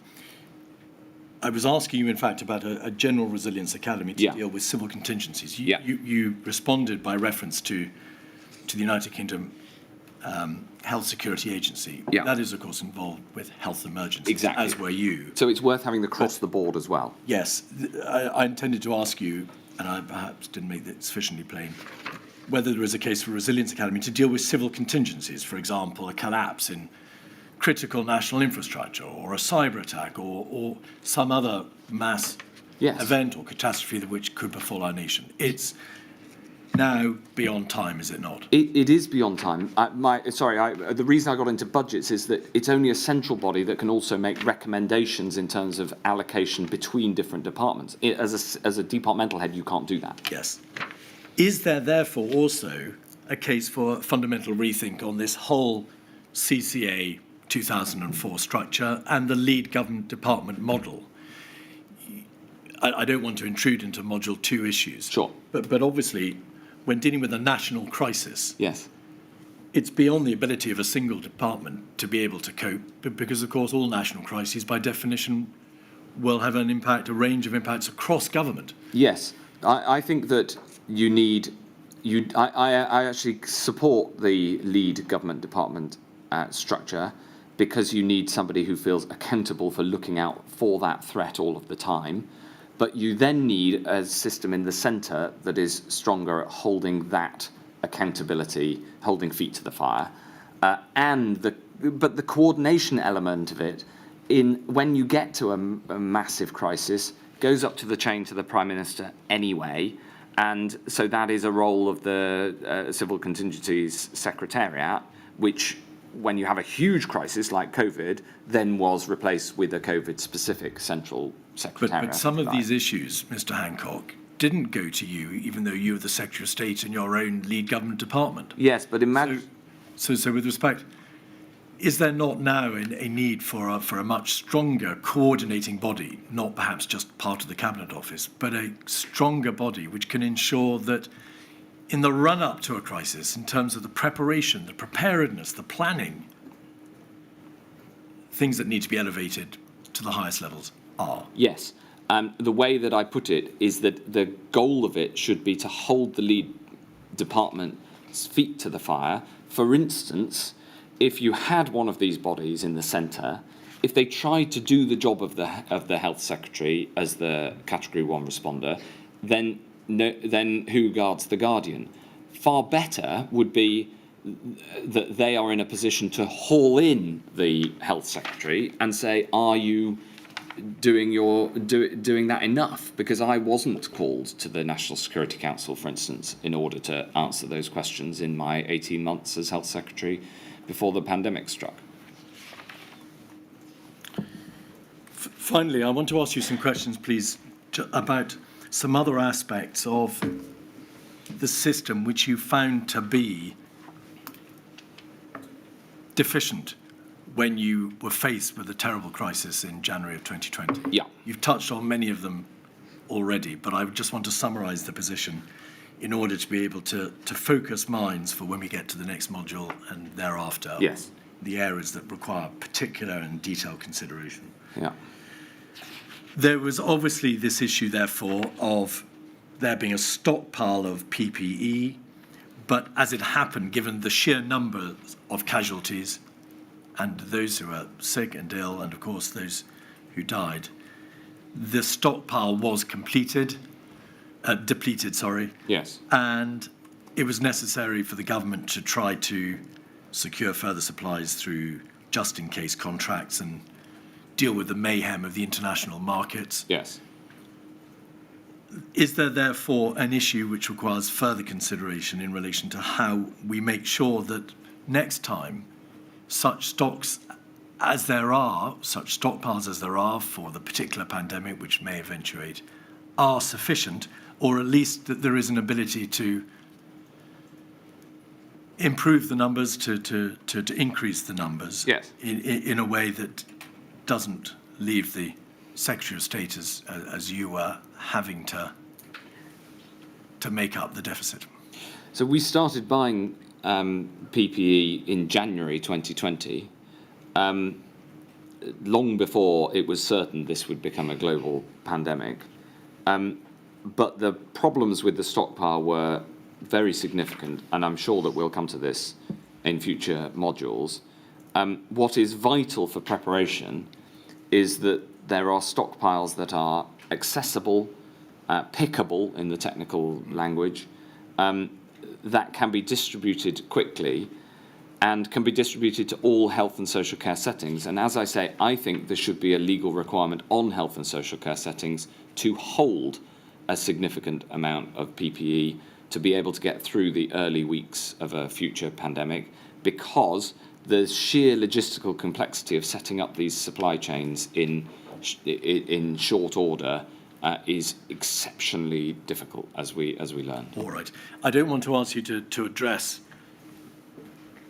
the solutions, or in fact to identify the specific problems that arose, only to acknowledge that there were very real difficulties in these areas. The availability of mass diagnostic testing, yes, you've already referred to. Terrible. The availability of mass contact tracing systems. Yes, there was no such thing.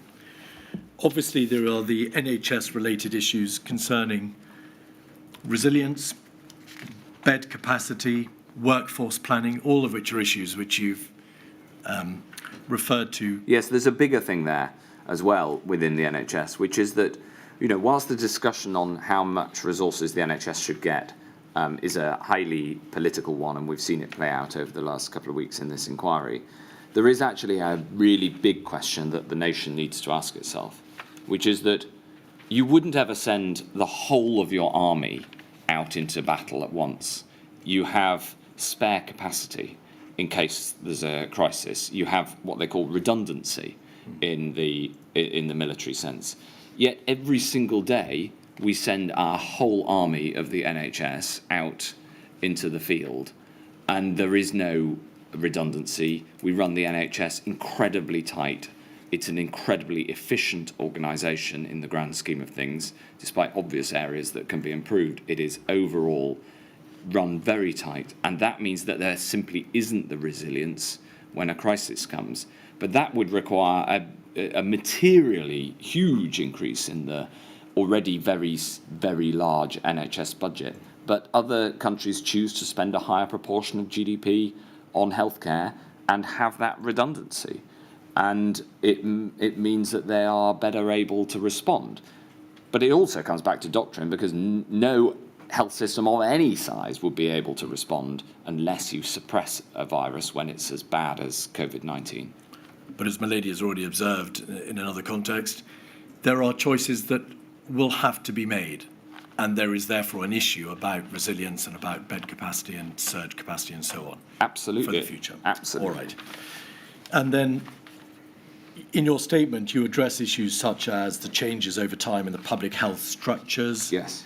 There is an issue about the necessary degree of coordination across the United Kingdom, given the fact that health security is a devolved issue. Yes. But at the same time, of course, viruses honour no boundaries. And then finally, you say that... Well, they honour geographic boundaries. They honour no administrative boundaries. Right. The fact that we are an island is an advantage that we should use much more aggressively in future in preventing a pandemic coming here. And you refer finally to the need to examine more closely the degree of required international coordination. Yes. I don't want you to develop that point. There remains the final issue, which I think I'd be grateful for your views on, which is the degree to which you materially assisted in the development of what turned out to be life-saving vaccine production. Yes. We heard evidence from Jeremy Hunt MP as to how he assisted to the process of the UK vaccine network when he was Secretary of State. Were you also materially concerned in ensuring that we had the proper structures in place for future development of vaccines when you were Secretary of State? Yes, I thought this was very important. And in fact, in terms of pandemic preparedness, given the reassurances that we were well prepared, this was the area I put most effort into. And it a lot of the preparedness work was very helpful here. The Oxford vaccine was essentially built on a project that started with an attempt to get a vaccine for Ebola. That was before my time. I worked to try to enhance the domestic manufacturing capability, and I did a huge amount of work also on stopping anti-vax content. I was worried about that for normal everyday vaccines like MMR and the flu jab, but it was also very important ahead of a pandemic, because the point is that once you have the right doctrine of suppressing a virus until the vaccine can make us safe, you've got to make sure that you get the vaccines and that people have the confidence to take them. So there was a huge amount of preparation work in that area that I was directly involved in, and that ended up being one of the areas where we performed incredibly well, and we of course had the first vaccine in the world. And Mr. Hancock, my final question: do you know why no pathogenic outbreak-related exercise or any governmental policy or guidance or paper paid any regard to the impact or consequences of a pandemic on the vulnerable, on members of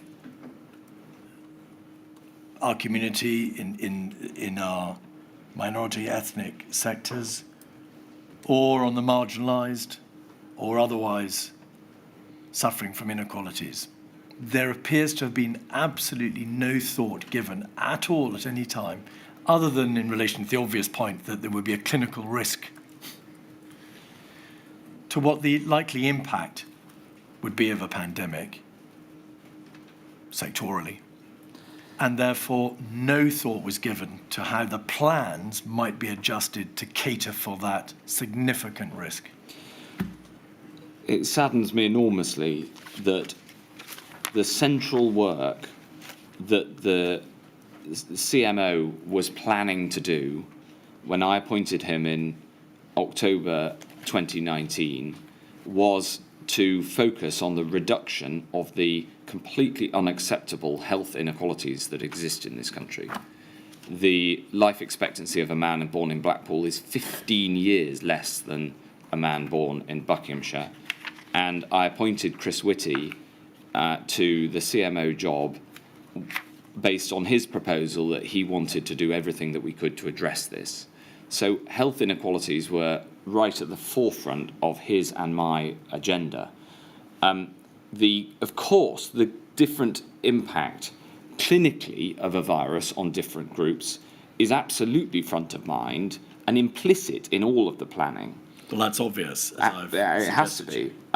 But in terms of the social and socio-economic impacts, all I would say is that an assumption that you're not going to stop a pandemic running through the population is, but implicitly, an assumption and a decision that those most vulnerable to it will be hardest hit.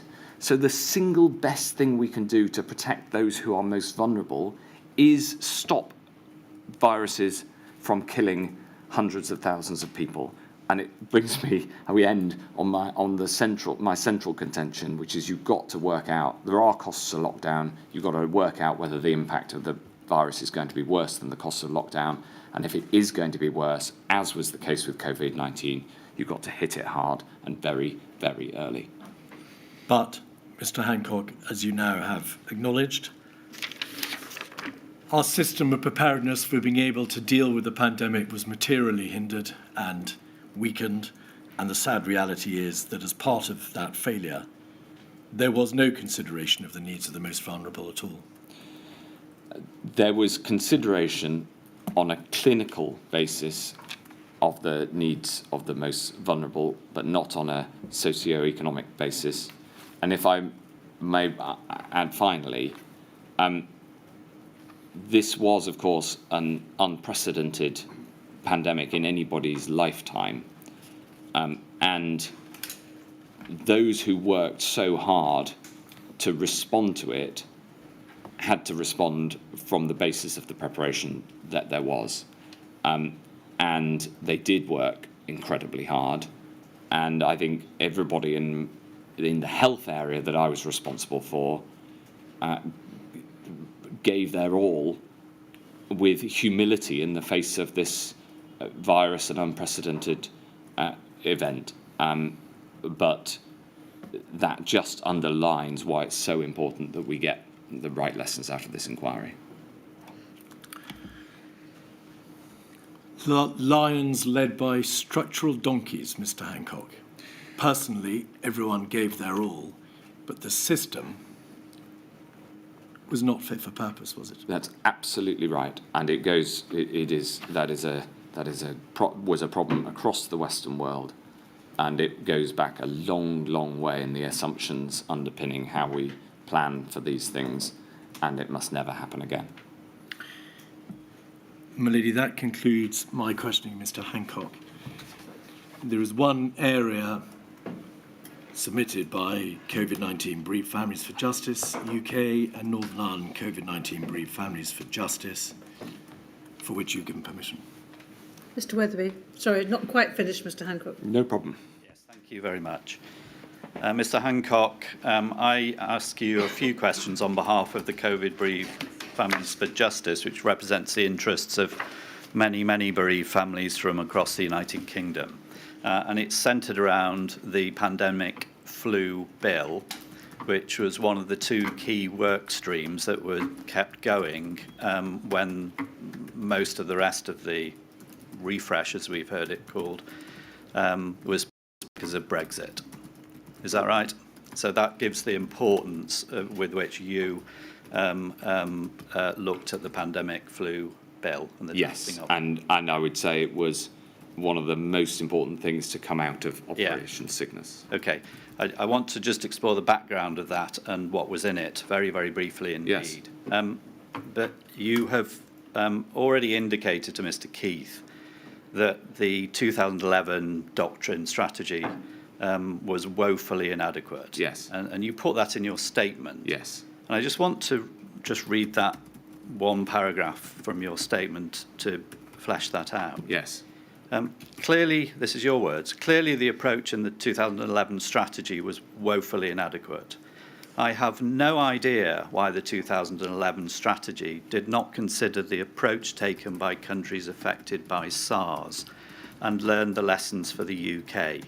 I also do not know why the WHO considered the UK one of the best prepared countries in the world, when our strategic approach did not consider it possible to take social distancing measures necessary to stop the spread of a killer disease. Yes. Yes.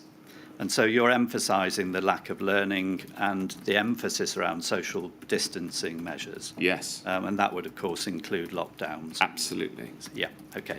And you've also elsewhere, paragraph 29, referred to the WHO as an authoritative source. Yes. So you're giving respect to the view of the WHO, yes?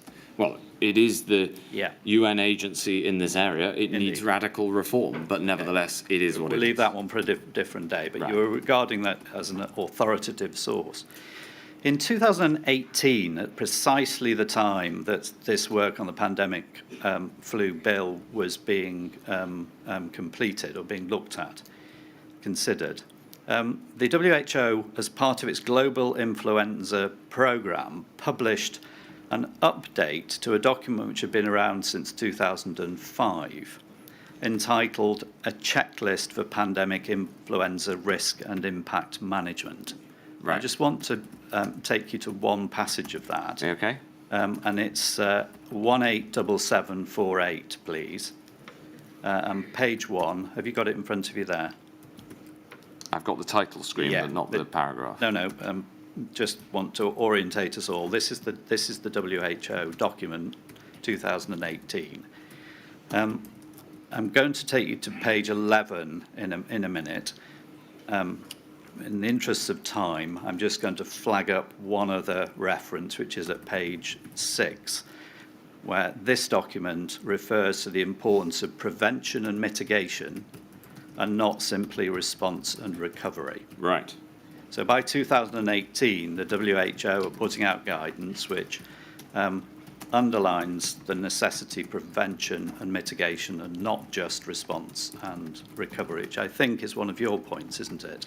As one of the problems with the UK's doctrine. Well, I haven't seen this document. It depends what you mean by prevention and mitigation, because the initial containment and an attempt to contain the virus was part of the UK's plans. The problem with the UK plan was that once we got to community transmission, it was wrongly assumed it wasn't possible to stop the spread. Yeah, okay. Mitigation in this context tends to mean dealing with the consequences, which is not good enough. Well, that, with respect, is response rather than mitigation. Well, I'd be very happy to read the document and consider it. Well, okay. Can I take you to page 11, please? And we will just have a quick look at this, because this is the important passage of it with respect to the pandemic flu bill. It hasn't come up in front of me. Yes, it has. So this is paragraph 2.2 within this document, and it's headed Legal and Policy Issues, which is why it's relevant to what I'm asking about with the bill. Yeah. So the rationale, the public health measures during a pandemic are designed to reduce the spread of the pandemic virus and save lives. In some circumstances, it may be necessary to overrule existing laws or individual human rights in order to implement measures that are in the best interests of community health. And then I'll skip the next sentence again in the interests of time. And the end of that paragraph. These decisions need a legal framework to ensure transparent assessment and authority for the measures being considered, as well as coherence with relevant international laws. Yes. So here's the WHO saying that you need to consider the measures, and then you need to have the legal backing in place before the problem strikes. Yes? Next part. This document splits the guidance into essential, what the WHO regards as essential, and what is desirable. Yeah. This is under essential. And then the first bullet point, review existing legislation, policies, or other government instruments relevant to pandemic influenza risk management. And etc. Yes? Yes. And that's what you're doing in around 2018 with the pandemic flu bill. Yes. And then the second bullet point. Yeah, all that. And this is the important That was point. all in the, Yeah. Assess the legal basis for all public health measures that are likely to be proposed during a pandemic response, such as isolation or quarantine of infected individuals, people suspected of being infected, or people from areas where pandemic influenza infection is established. So a legal measure in place for an emergency to restrict the ordinary rights of people who are infected or may be infected, yes? Yes. Second bullet point, travel or movement restrictions, i.e. on leaving or entering areas where pandemic influenza infection is established. So travel and movement would include lockdown. Yeah. Closure of educational institutions. Yeah. And prohibition of mass gatherings. Yeah. Yeah? Okay. So, all relatively straightforward in concept. Just one point I would challenge, which is you said travel or movement restrictions, that means lockdown. That's not right. No. What it doesn't have in there is a stay-at-home order, because the isolation or quarantine of infected individuals is for, as it says, infected individuals. Okay. I said would include lockdowns. In parentheses, that is on leaving or entering areas where a lockdown is where people are required by law to stay at home, which is different. I'm not going to fence with you over that one. No, but it really matters, because if the question is, given that the WHO published this in 2018, why didn't we have it in place, right? If that's the question, the pandemic flu draft bill, which became the Coronavirus Act, and the Public Health Act 1984 has the legal framework for all of this in it. However, the review compliance with obligations under IHR sentence in the top bullet point, that IHR includes the rule that you should not close your borders in a pandemic, and the fact that the second bullet point does not include a stay-at-home order precisely supports my point that there was not consideration given, even at the WHO level, to the requirement for lockdown. Okay, because a travel restriction is not a lockdown. Okay, I haven't got the time to go into the international health regulations with you. We can perhaps deal with that in a different way. Sure. But here you have a list of straightforward, sensible options which the WHO reference to the spread of the pandemic or stopping the spread of the pandemic. Yes. And there are options which are likely to be proposed in an emergency situation such as a pandemic, yes? That's what it said. That wasn't the policy of the UK at the time. It wasn't the policy of the UK at the time, indeed. Because we get to the pandemic flu bill, and in light of what you've just said, I think we will need to put it up, just the contents page. And it's 23118, please.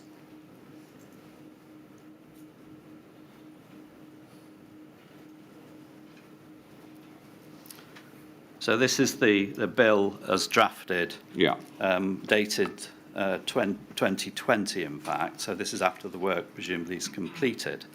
And what we see here is the bill has clauses which relate to the emergency registration of health professionals. Yes. A raft of provisions dealing with the easing of ordinary business as usual duties within the mental health system and the health system, and an indemnity in terms of healthcare. Yeah. Now, which of that list that we've just looked at from the WHO guidance, which of that list is in this pandemic flu bill, Mr. Hancock? I don't know, but I do know that of that list in the WHO guidance, many of those are in the Public Health Act 1984, because it was the Public Health Act 1984 that we used as the legal basis for restrictions. Yeah. So, in fact, it's clause 14 is the temporary closure of educational institutions. So the only one of that list that made its way into this bill is the restriction or temporary closure of educational facilities. Right. So you've referred to other acts, but this is the work stream which is refreshing or supposed to be refreshing or updating the doctrine. And this is the bill which is supposed to be there to give you an armoury in an emergency situation. And it doesn't follow this authoritative source from the WHO. How was that allowed to happen? Because the other recommendations from the WHO were already in law in this country, in the Public Health Act 1984. If I may say so, I essentially think that the core point you're making, which is that we should have been ready and had legal powers in place, and we should be ready to lock down, that I agree with wholeheartedly. And I agree with it, and I think that, to do justice, as much, nothing can bring the people who died back, and each and every one.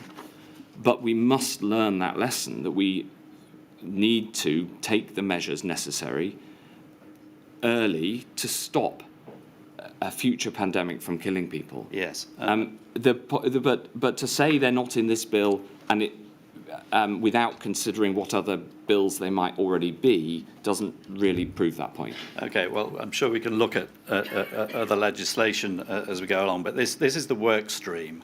I know, but I used that legislation extensively. I understand that the Public Health Act 1984 very well, and what I can tell you is that the WHO recommendations in 2018, other than on temporary closure of educational institutions, those powers are available as far as I understand it, in the Public Health Act We'll have a already. look. Finally, just in terms of the devolved nations, it's right, isn't it, that this legislation was developed, this draft legislation was developed with some input from the devolved nations. Yes. It's also right that none of them used it in the event. Because they had their own other legislation already on the statute book. Yes. I mean, I actually think that we could do, part of the reason for a need to reform the 1984 Act is to have a UK-wide approach, because I think that whilst it's totally appropriate to devolve health and the NHS, because of the nature of how pandemics spread, it would be far better to respond to the next pandemic on a UK-wide basis rather than an England, Scotland, Wales and Northern Ireland basis. And I think that way we would save more lives. Yes. Finally, are you able to point to any document or any briefing or any meeting where the fact of powers or legislation being elsewhere was a factor in what was included in this draft bill? Oh, yes, of course. That was the important consideration in what to put into the bill, because one of the things that Parliamentary Council who draft bills absolutely hate is legislating in an area where a policy is already legislated for. Yes, okay. So that is a material consideration, yes. That's all I asked. Thank you. Thank you. My lady, we've received an email from Bereaved Families for Justice Cymru, who wish, I think, perhaps vicariously, to ask for permission for a point to be put to Mr. Hancock, who said in the course of his evidence that coronavirus was the first coronavirus known to be, or the first coronavirus that could be transmitted asymptomatically. The position is, as the chart that you directed be prepared amply demonstrates, is that MERS and SARS are also asymptomatically transmitted, and therefore there is clear evidence to correct that position. I don't want to give evidence about it, but there is that material there in the chart. But perhaps I could be permitted to ask you one question, Mr. Hancock, in light of the question from Bereaved Families for Justice Cymru. The transmission rates in relation to MERS and SARS-1 yes. are, of course, very different to COVID. Yes, yes. What I stated was the clinical fact, as I was advised during the debate about asymptomatic transmission, which no doubt we'll cover in M2 because it was absolutely central to the challenges of the early response to the pandemic. Thank you. Melody, that concludes Mr. Hancock's evidence. Thank you very much, Mr. Hancock. That completes the evidence you'll be giving, certainly in this module. Thank you for your help. Okay, thank you. 2:00. All right.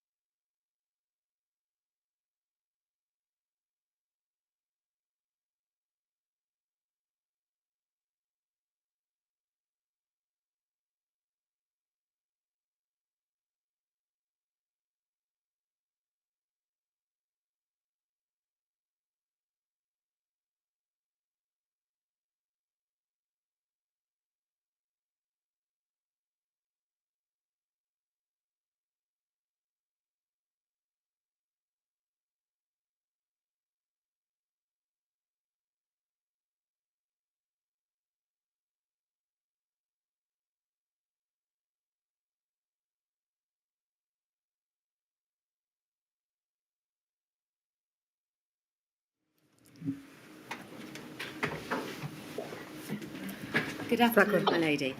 The next witness is Mr. Duncan Selbie, who is appearing this afternoon at the inquiry through a link from the Kingdom of Saudi Arabia. I hope, my lady, that you can see Mr. Selbie on your screen. I can, thank you. Mr. Selbie, would you please take the affirmation? Yes, good afternoon, everyone. I do solemnly, sincerely, and truly declare and affirm that the evidence I shall give shall be the truth, the whole truth, and nothing but the truth. Thank you.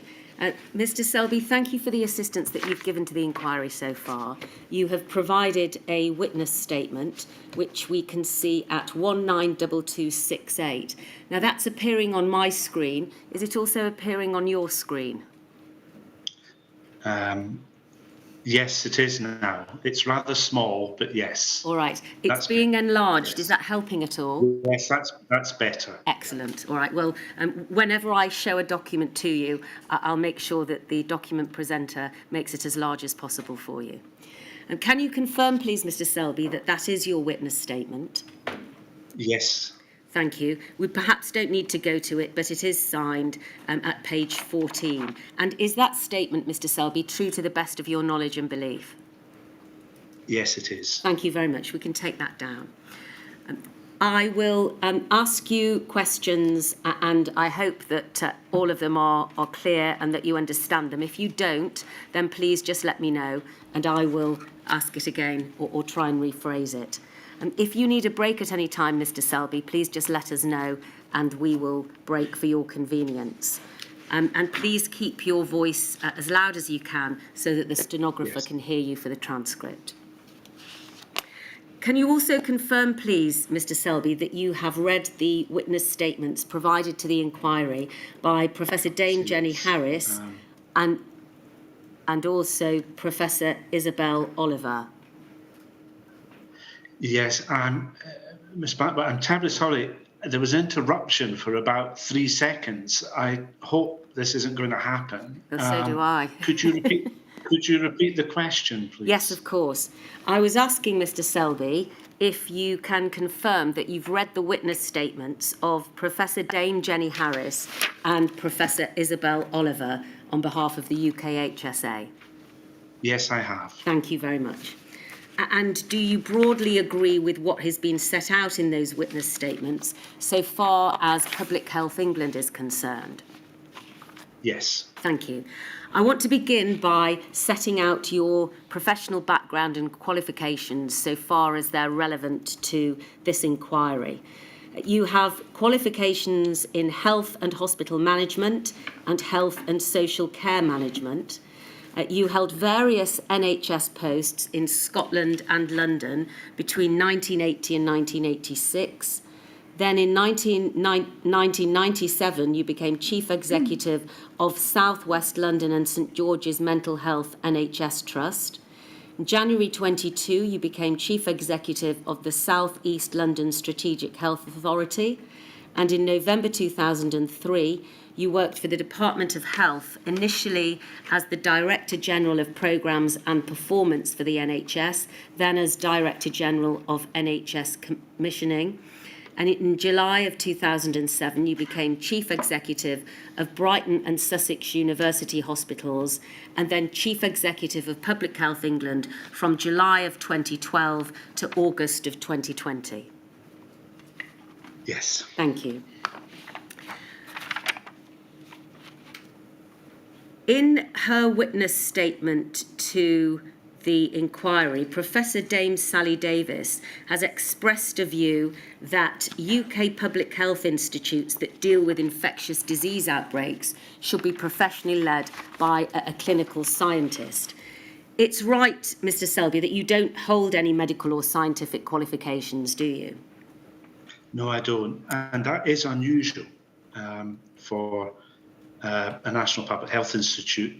If I may, I should have said that I'm also the president of IAMFI, which is the international gathering of National Public Health Institutes. It's the world's gathering of the Dame Jennies, if you like, in 115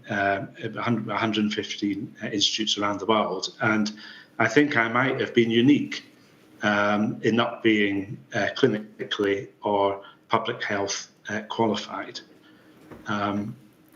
Do you feel in any way that that hampered you in carrying out your role as Chief Executive of Public Health England? Well, I've thought deeply about this, and you know, with all the genuine humility, no, I don't think it did, because being a chief executive is not the same thing as being a clinical scientist or an academic. I think it could prove to be a great advantage, potentially, to have that background, but that's not what a chief executive is there to do.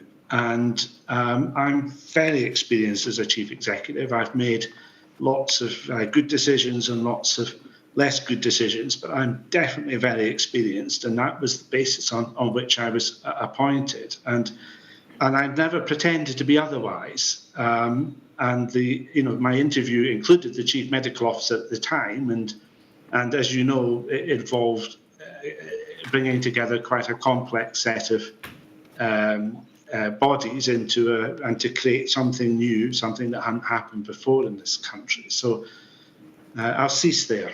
All right. Thank you very much for that answer. And indeed, we've been through the extensive experience that you had of acting as a chief executive before taking up that post at Public Health England.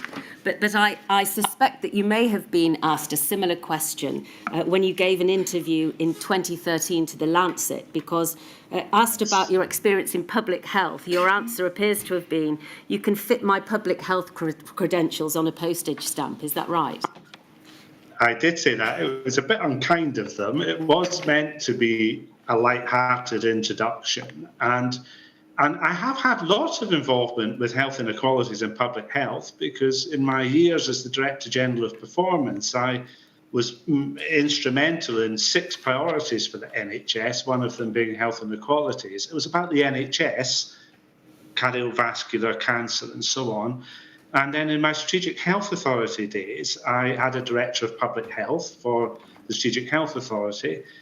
And in mental health, it was essentially a public health agenda, yes, which we might talk about. But Professor Marmot, I think, would recognise that if you get it right for mental health, you get it right for the public's health. So it was a little unkind, but if you read the whole of that interview, it was balanced out. And yes, I think the communications director at the time said, I wish you had said that, but it was meant to be light-hearted. Thank you. And respectful. It was meant to be respectful about what I didn't know. Yes. Well, thank you very much for that answer, Mr. Selbie. I know, because I've spoken to you before you took your affirmation and began to give evidence, that you were able to follow the evidence yesterday from Professor Dame Jenny Harris. And so I'm able to take some of my questioning in short fashion with you today. You will have seen that we covered evidence with Dame Jenny yesterday about the rather complex restructuring of public health in England brought about by the Health and Social Care Act of 2012, and the key differences between the HPA and PHE. And so we established the following, that the HPA was an executive non-departmental body and was replaced by PHE, which was an executive agency of the then Department of Health. That PHE brought together, under the management of a single organisation, the previous distinct strands of public health, namely public protection, public health improvement, and healthcare public health. That PHE worked with local authorities who were given new responsibility for improving the health of local populations, that role having been transferred from the PCTs, and that Public Health England also worked with the directors of public health, who for England were employed by local authorities as strategic leaders for public health and health inequalities in local communities. We also looked at the various structural changes over time to the PHE local and regional teams. So I'm going to ask you, Mr. Selbie, if you have any reflections on the impact of all those structural changes, in particular on the following issues. Firstly, the clarity and understanding of EPRR roles and responsibilities. Was there, in your view, any confusion as a result of what I'm going to describe as rather complicated, overlapping and or blurred statutory responsibilities? So I think initially there was a lot of learning to be done because this was new for local government.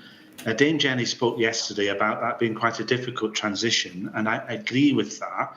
But it was about moving, if you like, from a place where directors of public health had been for many, many years to a place where they could make a bigger difference and could have a bigger impact. So I think it was very worthwhile, very brave and courageous of the public health directors to make that shift. But it did bring with it a whole lot of new relationships within councils, with colleagues, as well as with the health sector.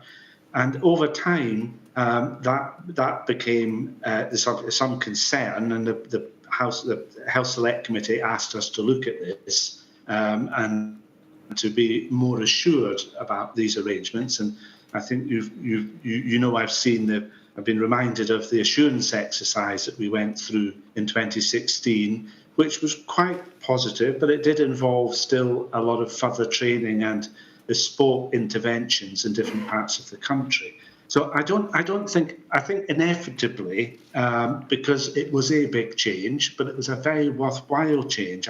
In my heart, I will always say I will believe that was the right thing to do, but it did take time, and it did involve a lot of new learning for a lot of people. In terms of funding, although ministers had promised to ring-fence the public health budget for local authorities, we heard that the public health grant was reduced in real terms by 14% between 2015 and 2021. Were you aware of that at the time?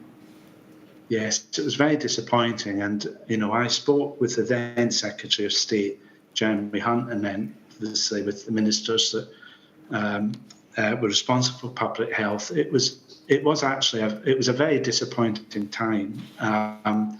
In 2015, Mr. Hunt managed to negotiate a lot more money for the NHS, but the Treasury made a condition of that the Department of Health reduced its budget. And there was really only two places that the Department of Health could look for that. One was Health Education England, and of course we needed more doctors and nurses and we had to train more. So it was Public Health England.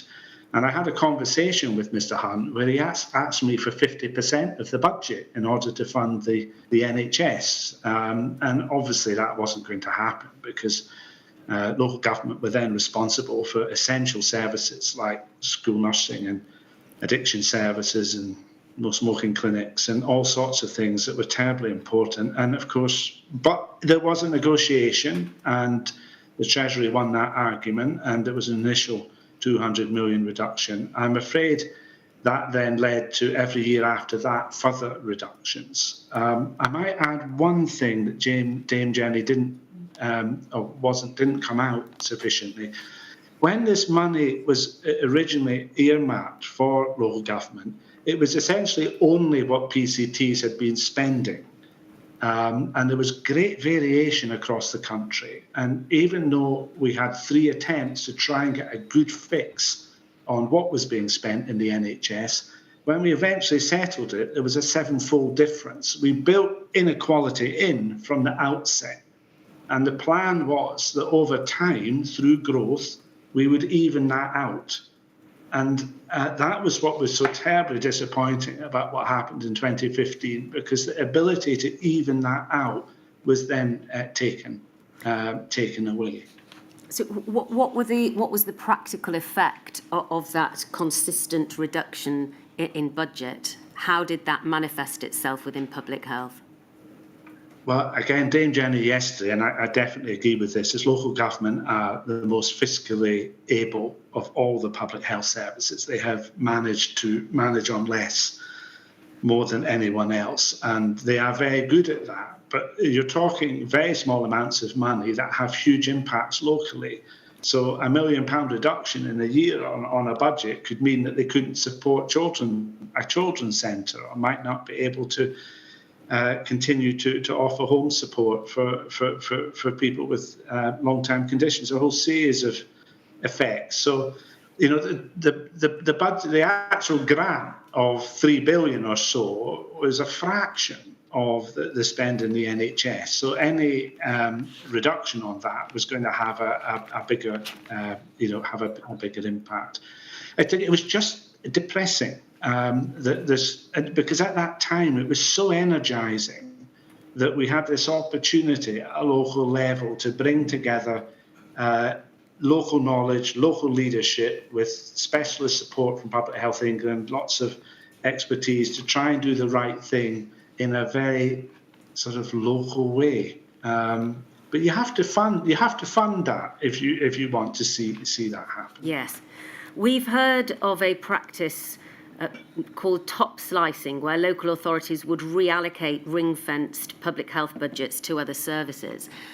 Do you know, for instance, Mr. Selbie, whether or not pandemic planning or local risk assessments in relation to pandemic planning was one of the areas that was likely to be to suffer from the lack of funding? In other words, were local authorities in the business of taking money that might have been used for those matters and putting it elsewhere to more acute problems? So there was a lot of concern that local government, under huge financial pressure, would want to use the public health grant. As small as it was enabling of other things. And we instituted an arrangement with the National Audit Office where the use of the grant had to be approved by the Director of Public Health and was signed off by the Director of Public Health as having been appropriately used. This was to try and give some protection to Directors of Public Health against Directors of Finance or Chief Executives who wanted to take the money. What I can't tell you is whether that affected EPRR in a significant way. I'd like to think not, because these were very small resources anyway, and they were all involved in local health resilience partnerships where that sort of gap, I think, would become apparent. All right, thank you. Well, I'm going to return later on in my questioning to the system of subsidiarity and local preparedness. But just touching upon directors of public health, was there a shortage of directors of public health due to retirements and recruitment problems? It did fluctuate. In the early days, again, Dame Jenny made the point that quite a number of the more experienced, closer to retirement directors of public health took the opportunity to retire at the point of the change. And then there was a cohort of folk that did move over that just didn't find that it worked for them. It was such a different environment to the NHS they'd been used to, and they either went back to the NHS in some role or went on to do something else. And so over time, you saw, we paid a lot of attention as Public Health England to this in training, bringing on professionally developing younger potential future directors of public health, and I think it's all in Dame Jenny's statement about different programmes we put together. We had exactly 152 local authorities. We had about 130 directors because small authorities used to share a director, and that was perfectly normal. So I'm not up to date with the exact numbers, but I do think it was reasonably healthy. Towards the sort of 2017, 18, 19 years. Do you agree with the view that the links between NHS staff and public health specialists became fractured, which also affected community infection prevention and control?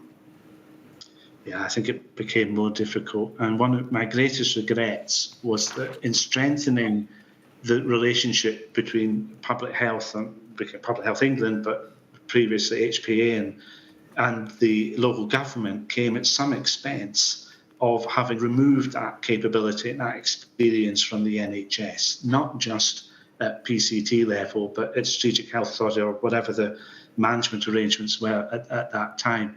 And I was very concerned about that. And in 2018, 2019, reintroduced directors of public health into what was then the 7 leadership teams of the NHS. And there'd been an interregnum of, what would that be, at least 5 years. So I definitely think that we lost our way about the NHS. And they were very, very glad to have this back. Now, what did this mean for infection protection and control? I don't have enough visibility on that. I accept that it was the focus was diminished. That the sort of public health focus on this was, if you like, less. So it was more about what hospitals were doing, because they've always had a big focus on this. I know this to be true. But I think community services very much relied on their when they had their public health responsibilities for this. But I genuinely, you'd have to ask NHS England, I think, because they were actually responsible for this. The inquiry has heard that some parts of the English public health community have raised concerns about the extent to which Public Health England, as an executive agency of the Department of Health, was able to act as an independent advocate for public health and to set its own strategic priorities. Do you want to say anything about the lack of, or perceived lack of, independence of Public Health England from the government? Well, I never felt constrained. I mean, there was never a moment when, in fact, occasion in the 8 years,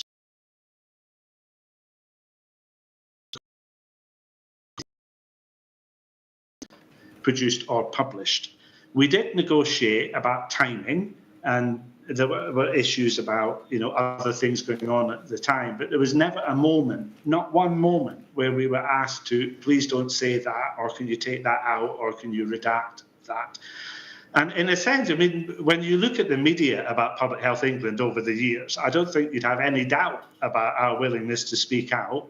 And, the libertarian end of politics in Britain wished we didn't exist, and they were always complaining about what we were what we were advocating for. So I don't think that. And Dame Jenny spoke yesterday about the particular protection that we had for our scientists and our public health professionals of all different forms. That although part of the civil service, we had a special code approved by the Treasury, because the Civil Service Code doesn't allow civil servants to speak to the media without ministerial authority, and that did not apply to Public Health England. And I was very proud of that. That was one of the early successes, to explain that actually our voice may not have been loud enough at times, or we might not have got it right, and others might have said that we should have been doing other things or concentrating on other things. But there was never any doubt in my mind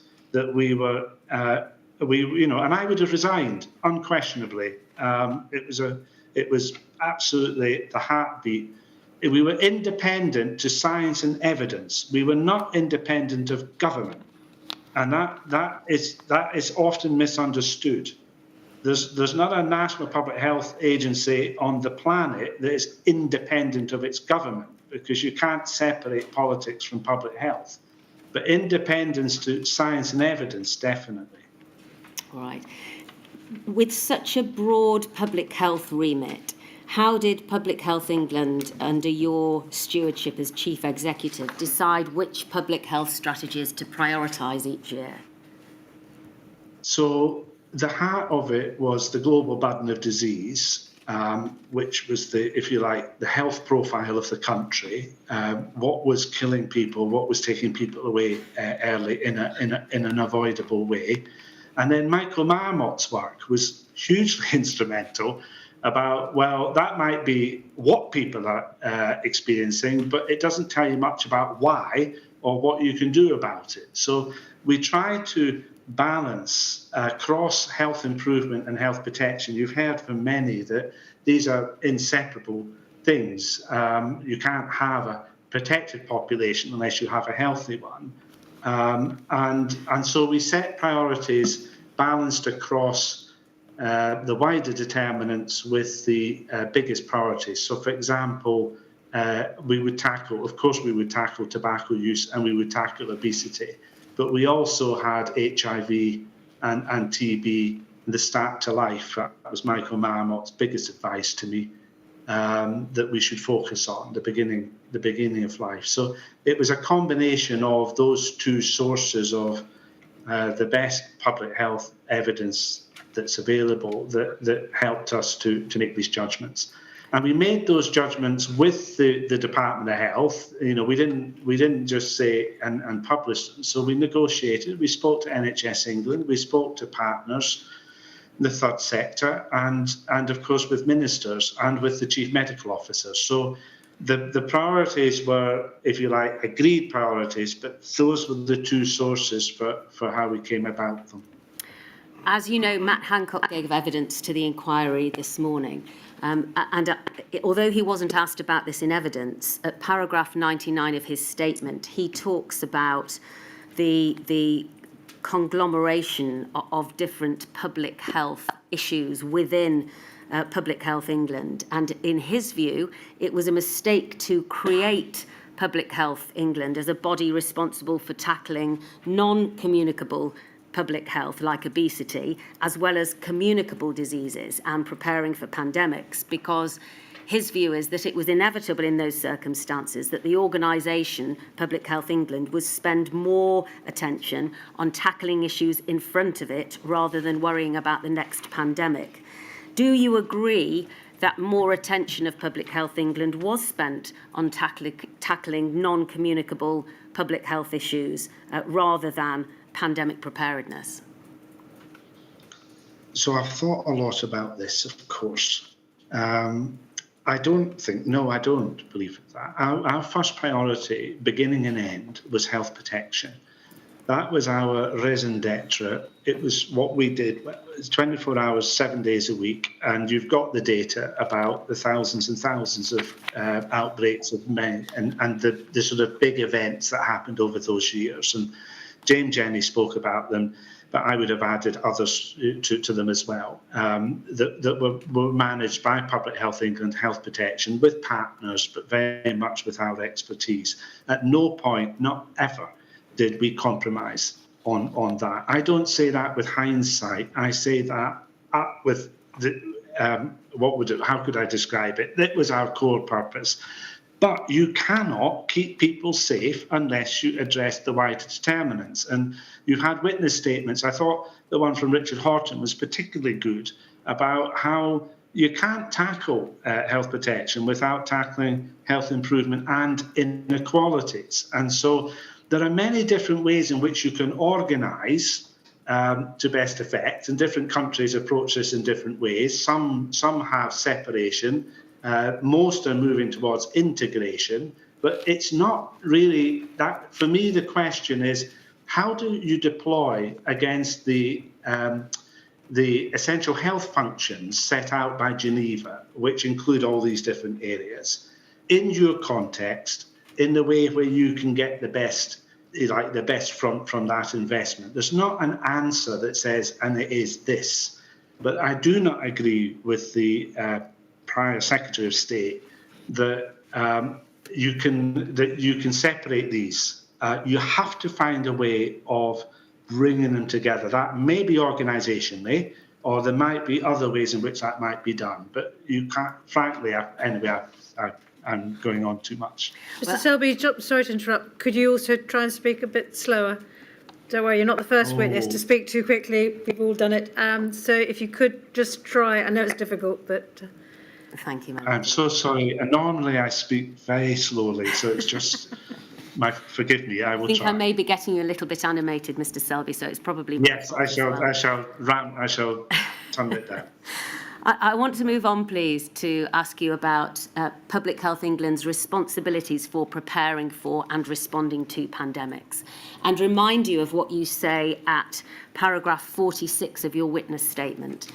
You say, in my view, Public Health England carried its emergency health protection work up to the point of January 2020 in the way that it was asked to do by ministers. It is also my view that although Public Health England was not mandated or funded for at-scale pandemic readiness and response, it did deliver on the tasks and responsibilities which were mandated by the Department of Health and Social Care and the Chief Medical Officer throughout the first phases of the COVID-19 pandemic. What did you mean when you said that, in your view, Public Health England was not mandated for at-scale pandemic readiness and response? So the big gap was mass testing and mass contact tracing, because the flu plan didn't ever envisage that would be necessary. And all the thinking that I know you've explored extensively about MERS and the technical, high consequence infectious disease, none of that was required a mass response. It required what we called in Public Health England a large scale response, but the numbers were in the few hundreds, not what was eventually required. And there had never been any discussion at any point with anyone in my discussions with the Secretary of State, the Chief Medical Officer, before and current, or in any place, about the scale of pandemic that we faced. So when I look at the budget for Public Health England, it is 1/4%. It is actually 0.23 of 1% of the NHS budget. It doesn't even add up to the cost of a small hospital. And for this, we ran amazing. I mean, I don't wish but gold standard science at Portendown and Colindale and our regional laboratories and everything else that we've been speaking about this afternoon. It was just not ever part of the remit. It was never part. It was never part of what we were asked to do.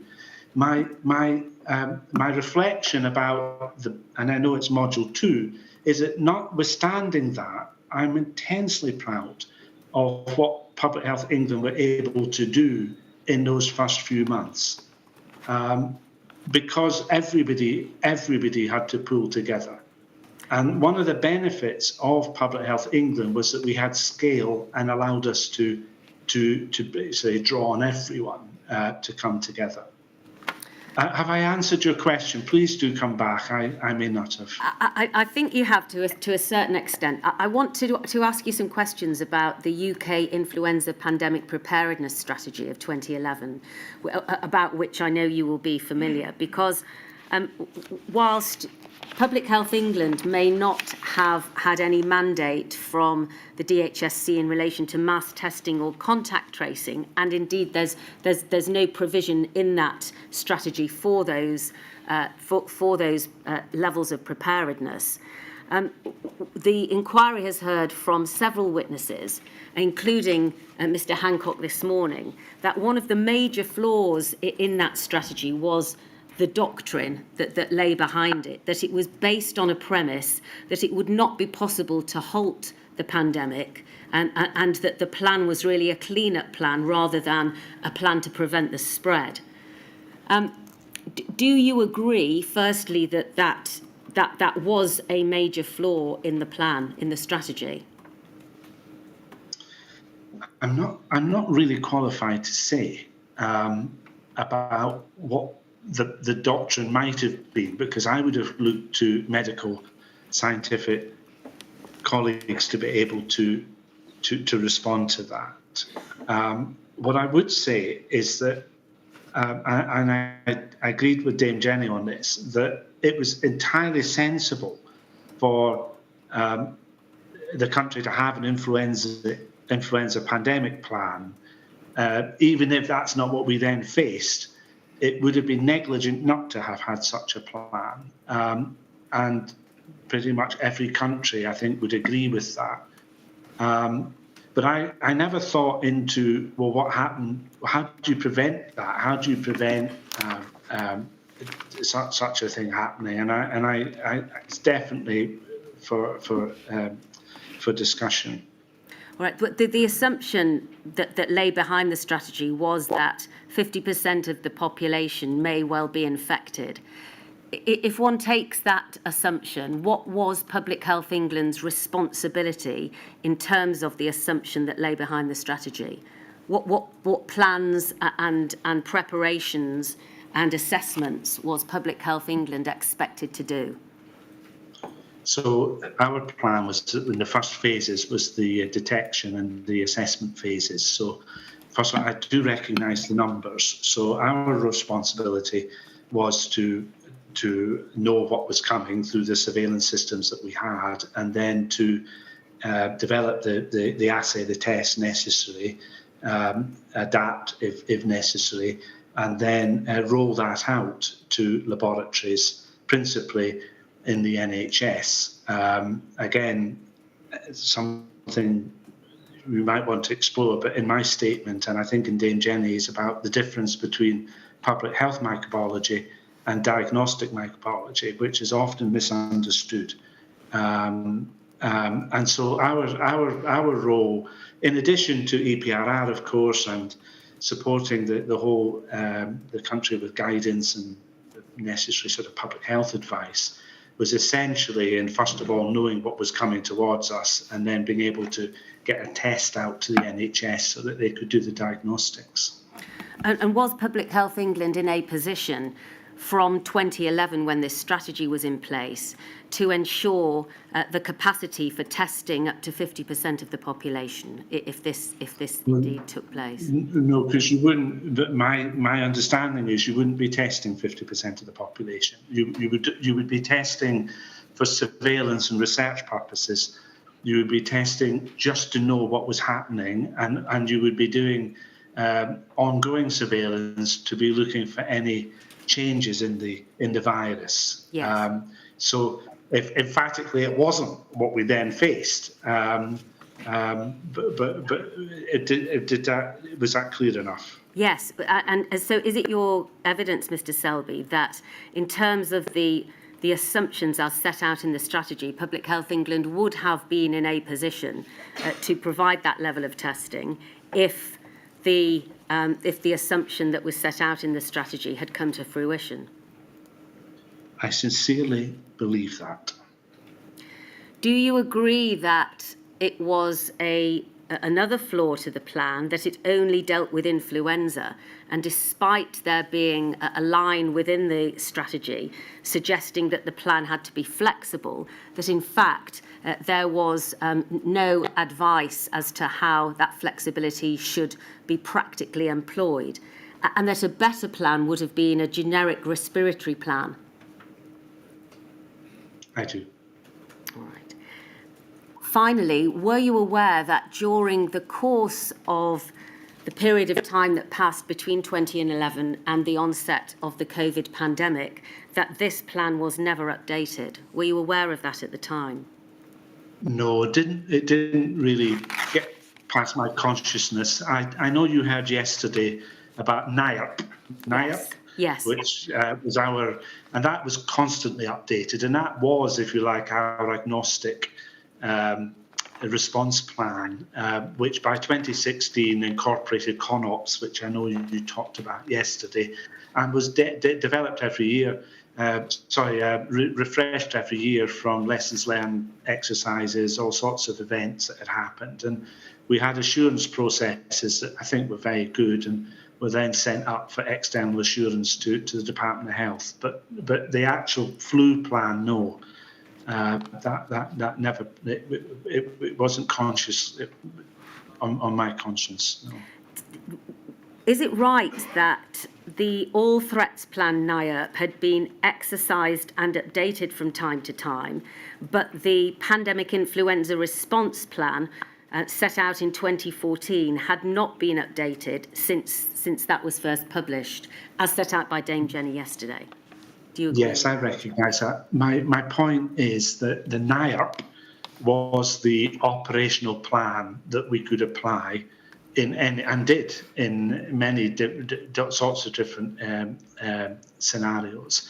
But the 2014 flu plan, because it reflected the 2011 DH plan, there was, I think, a sense that we would wait until, and then there were various things that happened over those subsequent years, not least Brexit, that I think just kept pushing that back. If I could turn the clock back, and I wish I could on so many fronts, then, obviously we'd have said, well, hold on, that just needs to be, but it would have still been a flu plan. It would have still been a plan that didn't assume what then happened. Yes.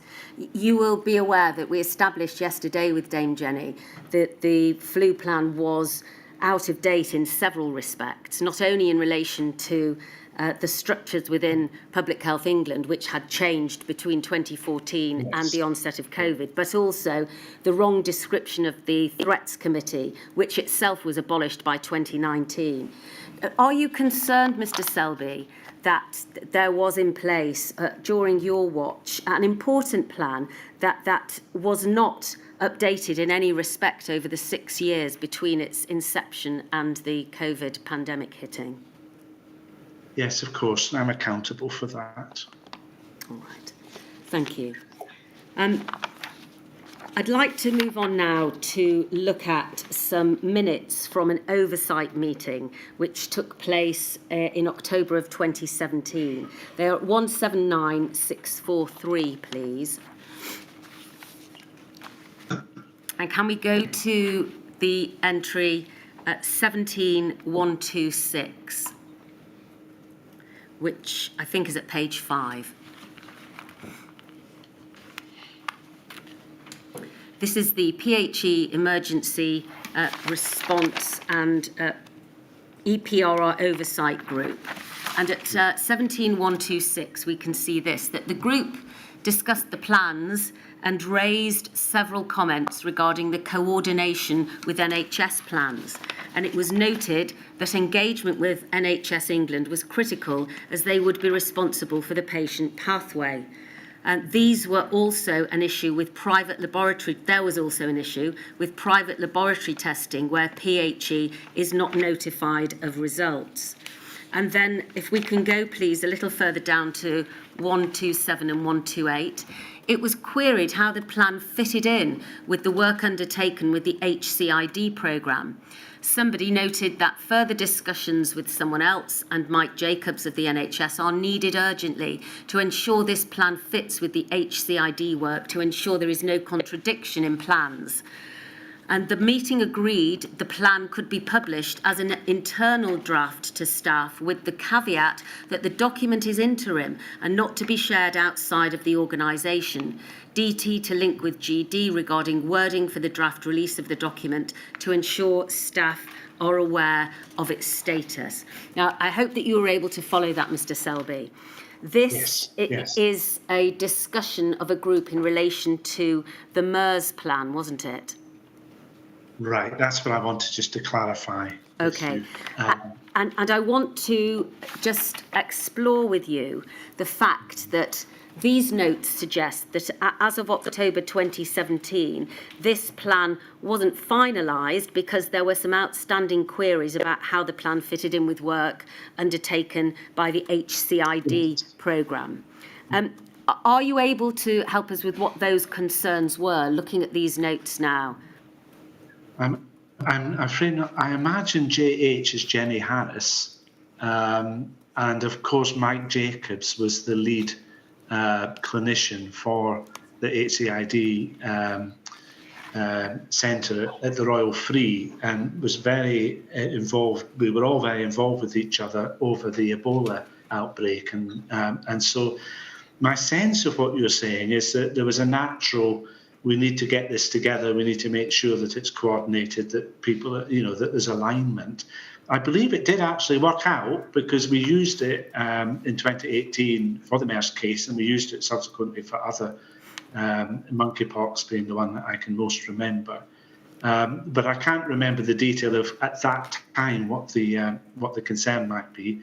But I'm satisfied, as much as I can be, that they were talking to each other, which is what I would hope for. Yes. Well, whilst it's laudable, perhaps, that there is an attempt to organise joined-up thinking with the high-consequence infectious disease programme. Yes. Our understanding is that, in fact, this plan was never finalised. It remained as an interim plan, and although you suggest that it could have been utilised during the MERS outbreak in 2018, the information that the inquiry has is that these discussions that were expected to be undertaken did not, in fact, lead to the plan being finalised. Does that accord with your recollection of what might have happened? I regret I don't. I can't say, and what I would be doing would be asking UKHSA if they could clarify that, because Right. I'm surprised by that. Well, that's what we will do. But I think you've probably answered my next question. If this plan remained as an interim plan and had not been finalised between this discussion in October of 2017 and the onset of the COVID pandemic, that would surprise you, and that would be something which you would not approve of. I wouldn't approve of that, but I would say that my understanding is that it worked rather well, without, in the sense that we practiced it in 2018 and 2019 through actual lived experience of pathogens that were handled through that pathway. So my surprise is that it wasn't finalised, and yes, I would not be happy that it had not been finalised. Thank you. I want to turn to ask you some questions now about the HCID programme. This was a network that was established in 2015, 2016, at least in part due to the need for it to be established during Ebola, specialised facilities around the UK where patients with highly infectious or transmissible diseases could be treated. And is it correct, Mr. Selbie, that in the United Kingdom, a high consequence infectious disease is defined according to the following criteria? It's an acute infectious disease that typically has a high case fatality rate, may not have effective treatment, and is often difficult to recognise or detect rapidly, has the ability to spread in the community and within healthcare settings, and requires an enhanced individual, population and system response to ensure it's managed effectively, efficiently and safely. Yes, I recognise that. Thank you. Is it right that both SARS and MERS have been defined as HCIDs? Yes, I believe so. And it may seem like an obvious question, Mr. Selbie, but why do HCIDs require a different response plan compared to other infectious diseases like influenza? I think because they are by definition rare, which is one of the criteria, that they are genuinely unusual. And this was one of the great strengths of Portendown and Colindale, is we had specific facilities to be able to quickly know what it is we were dealing with. Quick was really important because, if you had something that was terribly violent, you needed to get the staff properly protected and fast. So these things don't happen that often, but when they do, the thing is to contain them and to manage them. Read across for that what happened with, C19. All right, thank you. In an annual remit letter from the DHSC to PHE for the year of April 2016 to March 2017, there is this entry: working with government and NHS England to develop a joint programme of work and production of plans for the public health system's response to high consequence infectious disease incidents, expect to be completed in 2017 to 2018 with interim outputs throughout 2016 to 2017. Now, that suggests a clear intention for the system to be in place by 2017, 2018. But the inquiry understands that as of March 2017, that work had not been completed and the system had not been set up. Is that something which you have personal knowledge of? No, I don't. But may I just quickly say that we had what you called a quarterly accountability meeting with the Department of Health, where we would review progress against all the different elements of the remit letter. Those, of course, on track, those that were ahead and those that were not, and what we were doing about those that were not. So I expect the Department of Health will have a record of that particular matter and what was the story about that at that time. It was Public Health England that asked for an EPRR element to those quarterly accountability reviews because it was such an important part of our work. But can I decline to say, I don't know, I can't say, but I do know who would know, if you like, and that would be the Department of Health. Thank you.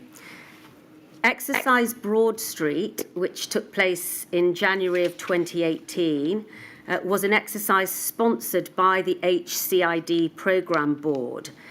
And in it, PHE and NHS England participated, and an observer from DHSC also attended.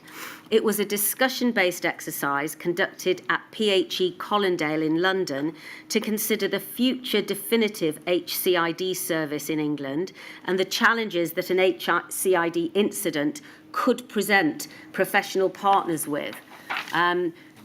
Do you remember that exercise taking place, Mr. Selbie?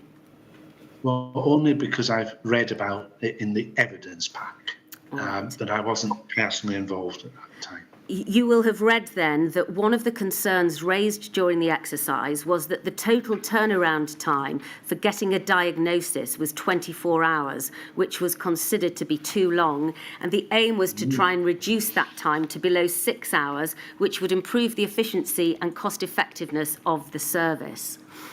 One of the strongly featured comments was about getting patient samples from the point of sampling to the testing laboratory.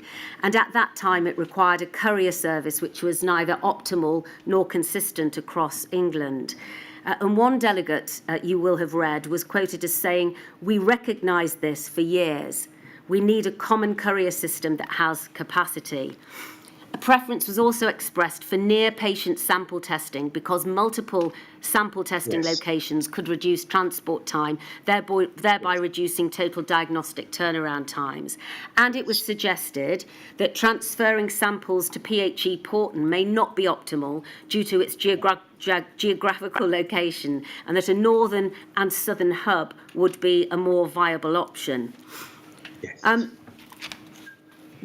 Dame Jenny Harris told us in her witness statement that the HCID programme was closed in April of 2018. Do you remember the closing of that programme taking place? I not at that time, but again, I've read you included in the evidence pack the minute of the meeting that, if you like, recognised that decision. Can I say that I agree with all of that about the need to have probably a small number, but geographically sensible capability around the country so that it wasn't all dependent on getting a sample into Wiltshire.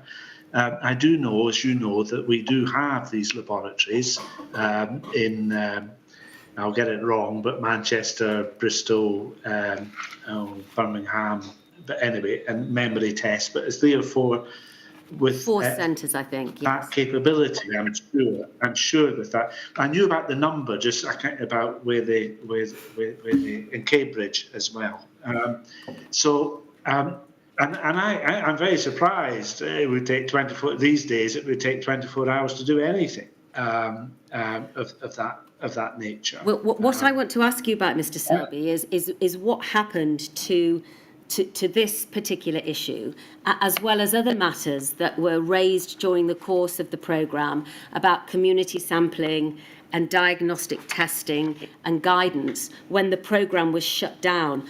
Who took over those issues, partly raised in this exercise and partly part of the work stream that was created during the course of the HCID programme? So I'm afraid I can't help with why was the programme closed. Dame Jenny Harris was what we called the SRO, which meant she was responsible for making sure that any actions that flowed from that hadn't been completed was put into what we might call business as usual, be picked up through the EPRR oversight and the delivery team supporting, brought up to and the management team as necessary. I never had any cause for concern or raised with me at any point that there was a need for my intervention. I was content. I mean, I was supported by an exceptional, talented team. I mean, I'm not going to talk through all of them, but of course Jenny was one of them. But I had many Jennies who were professionally at the high. So and they were all very capable of coming to me and saying if they were concerned about an outstanding action or some investment that they needed. No, to my memory, no such concern raised. Given what we've just seen about concerns raised over the timing of testing, did you, during your stewardship of Public Health England, ever look into contracts with private laboratories to assist with surge testing? No. We did lots of work through, as you talked yesterday with Dame Jenny about our income that we generated commercially, and providing that was within health protection, it was like skills and capabilities that we had or wished to develop, then we would work with whoever wanted to work with us, and that would include the private sector. But there was never any discussion in those years about using the private sector in that way. Do you think that there should have been? No, not particularly. There was no. There was no.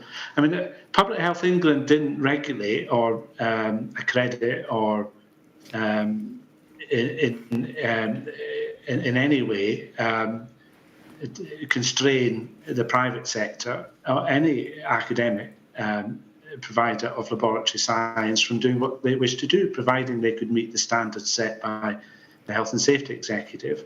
So, of course, there's lots of private laboratory work, but it wasn't necessary in that context at that time for public health microbiology. We had sufficient capability, sufficient capacity for what was asked of us. I love the private sector. They've got so much to offer. They've got so much to give. But in that context, in that setting, it wasn't necessary.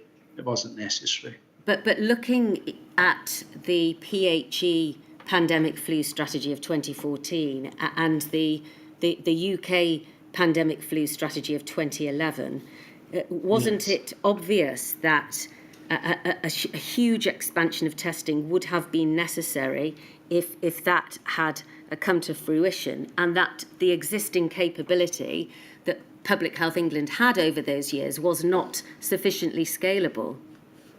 No, that was not my understanding. That if we had had an influenza pandemic, Public Health England was genuinely perfectly capable of doing the detection, assessment, the creation of the test and the rollout of that. The assumption was that the go-to for clinical diagnostics was the NHS. And if you look at healthcare systems around the world, it's the healthcare system that provides the clinical diagnostics, not the public health system. To my knowledge, there is not a public health agency that does clinical diagnostics anywhere in the world. The CDC US, the China CDC, from Pakistan to Ethiopia. That clinical diagnostics is a healthcare responsibility. So there was never any requirement. What public health microbiology does is research, surveillance, and forgive me. But the initial diagnostic of what the pathogen is, and then making sure people know what they need to do. But it is not right that there was ever any assumption that Public Health England would require mass testing capability for the influenza strategy.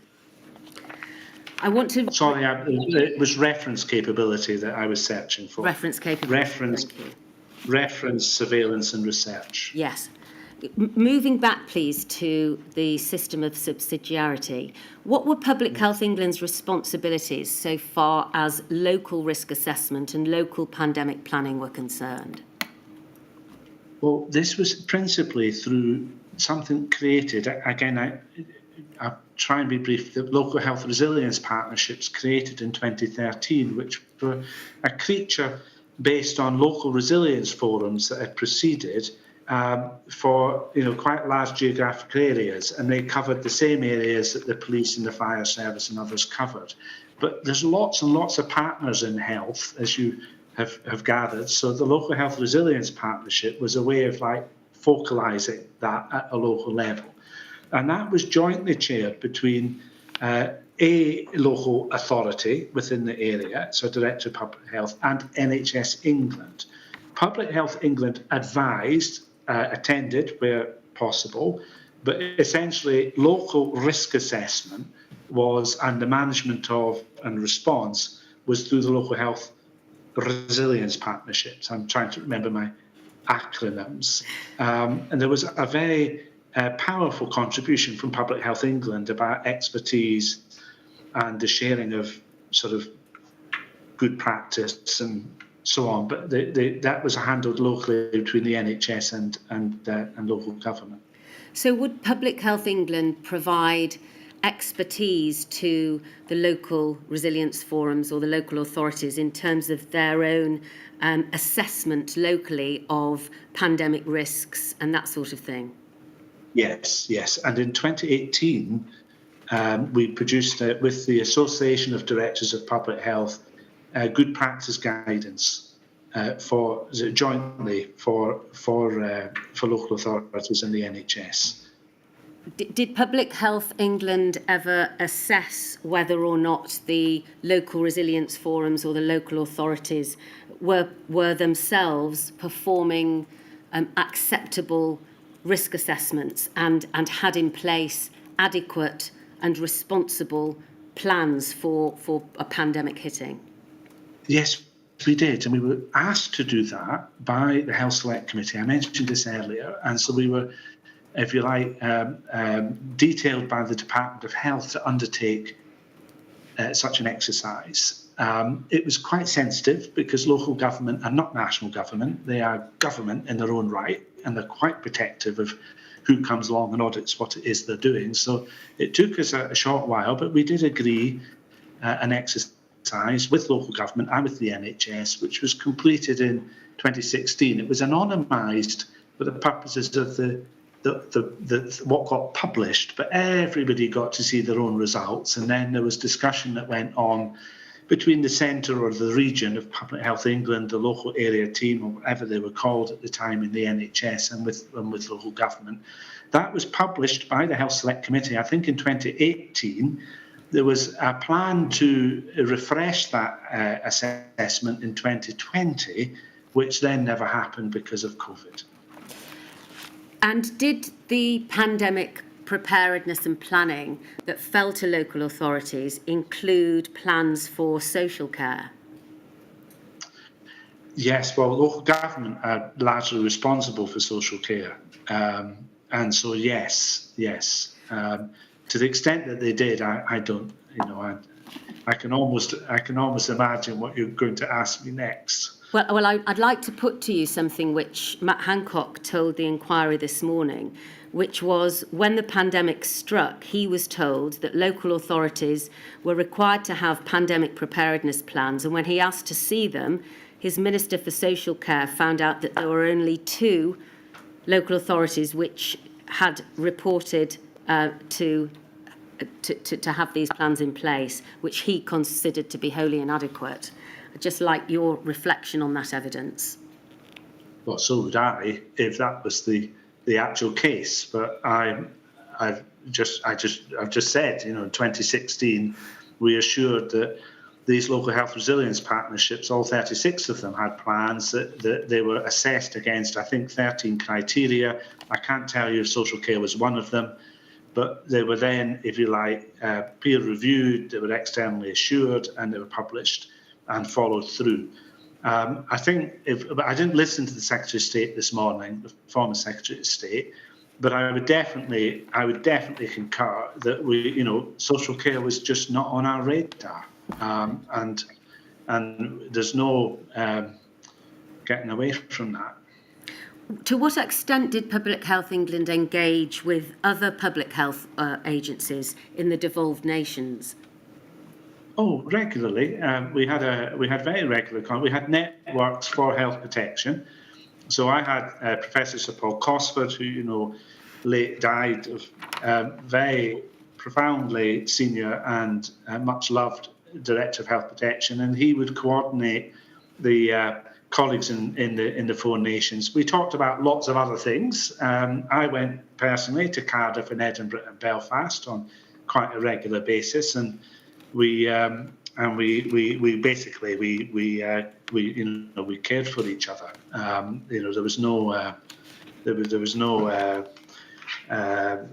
we shared openly, and Public Health England was like the mothership for certain capabilities that you wouldn't be able to replicate everywhere.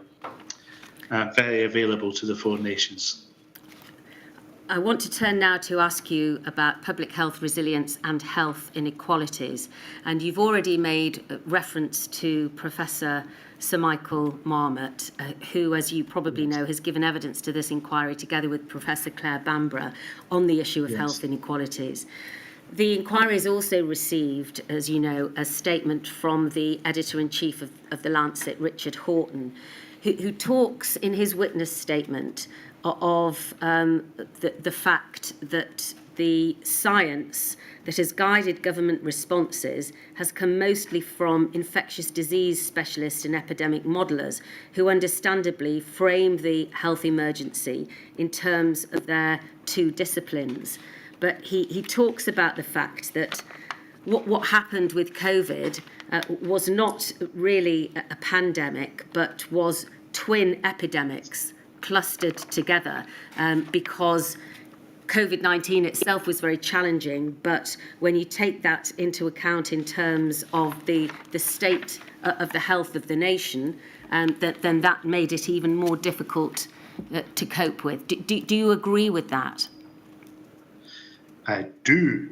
He actually used the phrase syndemic. Syndemic, yes. And I know my academic qualifications are marginal, but I did publish in the last year with the Deputy Director General of the WHO on this issue. It wasn't a pandemic as such; it was a syndemic for all the reasons that are set out by Michael Marmot. And I said earlier, I was very taken by what Richard Horton had to say, because he's right. You have to take account of all of these if you want to truly make a difference. You can't just say, we'll do something about cardiovascular disease or cancer if you're not doing it for those that are most vulnerable, the people at most risk. So I won't get back onto my, but essentially I completely and utterly agree with that. Thank you. I'd like to display, please, document 211268, which is a report of the Inquiry Panel on Health Equity for the North of England, chaired by Margaret Whitehead. It's entitled Due North, Report of the Inquiry of Health Equity for the North, and it's dated September of 2014. And if we could look, please, at page 6, which explains why the report was commissioned. It says this: life is not grim up north, but on average, people here get less time to enjoy it. Because of poorer health, many people in the north have shorter lifetimes and longer periods of ill health than in other parts of the country. That health inequalities exist and persist across the north of England is not news, but that does not mean that they are inevitable. While the focus of the inquiry is on the north, it will be of interest to every area and the country as a whole. And then it talks about the fact that the inquiry was commissioned by Public Health England. Do you remember this inquiry being commissioned? Just pause there, please. Oh, yes, very. Just sorry, very before you Sorry. answer, Sorry, forgive me for interrupting. Roughly how long more? This is my final topic. I do know that permission has been provisionally granted to COVID bereaved Families for Justice to ask about one topic. I'm wondering if it might be sensible. I gather the stenographer's having a tough time. Not surprised. Given we've got about 5 or 10 minutes left, 5-minute break, or would you longer? Would a 5-minute break be enough? You sure? So remember that question. I will. Keep it in my mind. I'll be back in 5 minutes. Okay. All right.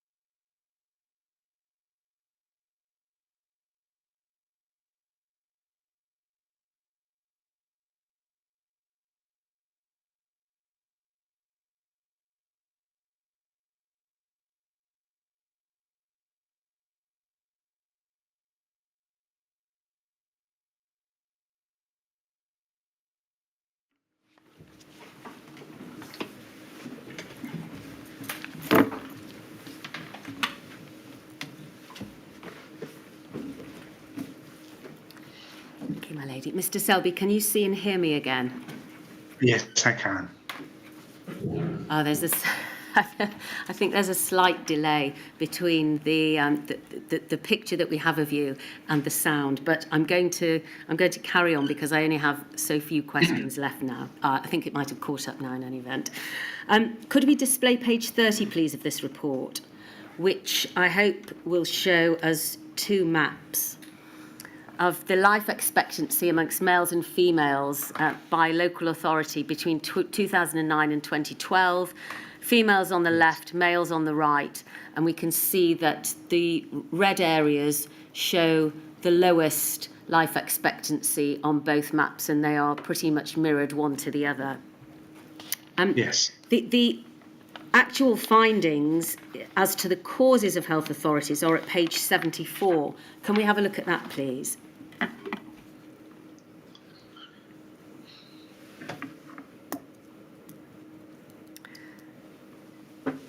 We can see on the left-hand side that the inquiry's overarching assessment of the main causes of the observed problem of health inequalities within and between North and South are differences in poverty, power and resources needed for health, differences in exposure to health-damaging environments such as poorer living and working conditions and unemployment, differences in the chronic disease and disability left by the historical legacy of heavy industry and its decline, and differences in opportunities to enjoy positive health factors and protective conditions that help maintain health, such as good quality early years education, economic and food security, controls over decisions that affect your life, social support, and feeling part of the society in which you live. Now, the inquiry recognises that some of the recommended actions in this report could only be taken forward by central government. But if we look at recommendation 4, which is at page 19, there were specific actions identified for Public Health England. Thank you.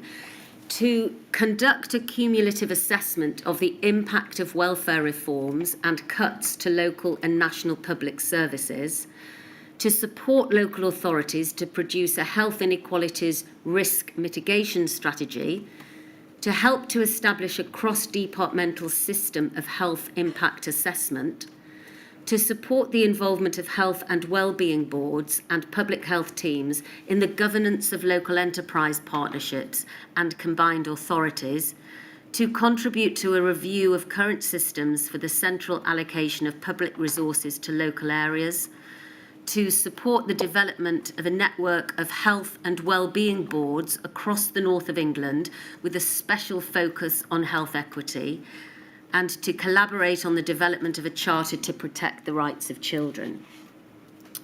Now, I don't seek to ask you, Mr. Selbie, to deal with each of those recommendations individually, but given that these were present in a report in 2014, are you able, in broad terms, to explain what action Public Health England took to reduce these health inequalities in the north of England after these recommendations were received?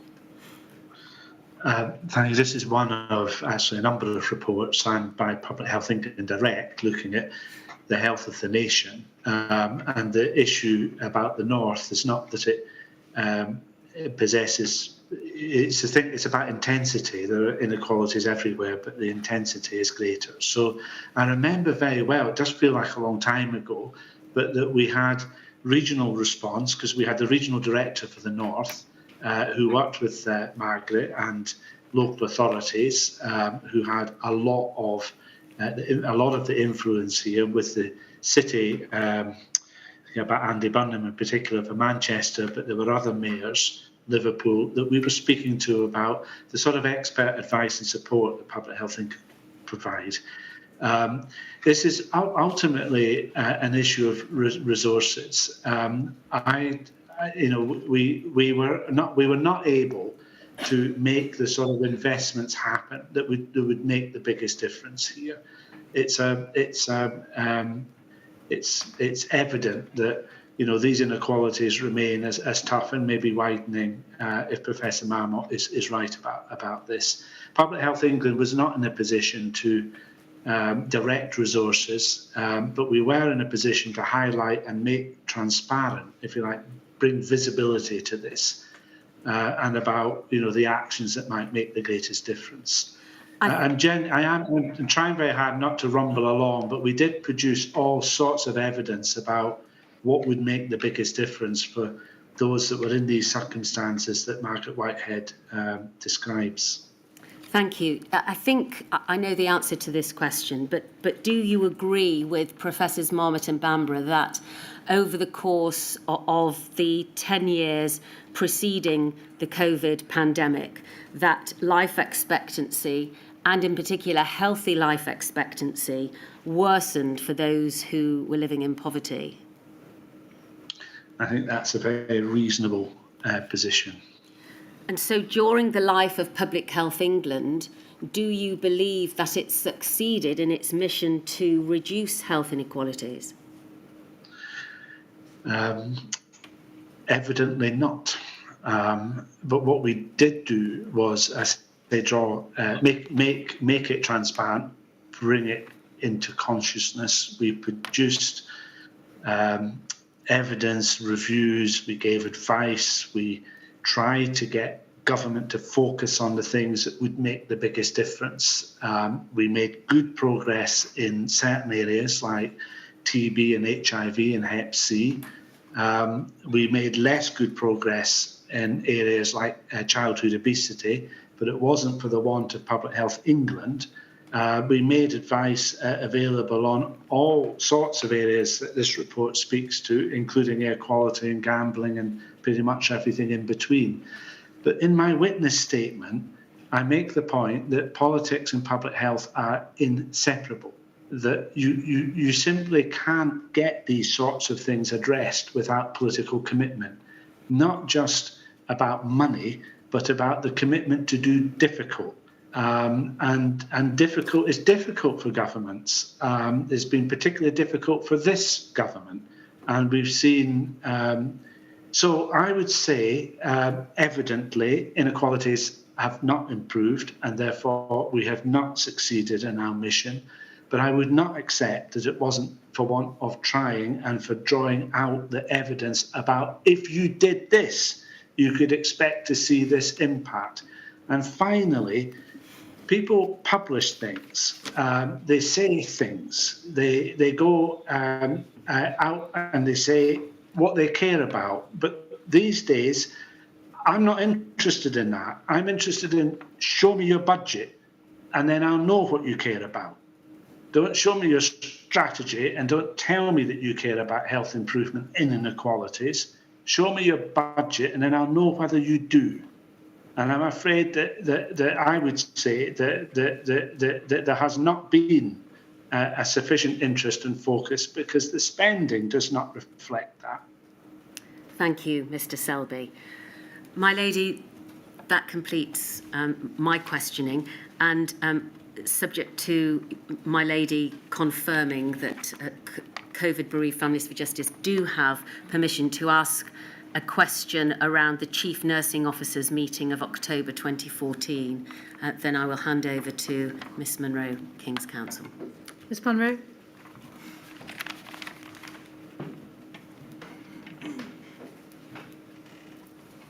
Thank you, my lady. The question is, in fact, that was yesterday's question. I was going to say, I'm so sorry. I thought I was having deja vu. That's why I looked over to you. I was wondering how it was going to... It's in relation to it. I'm so sorry. Don't worry, she didn't mislead me, Miss Munro.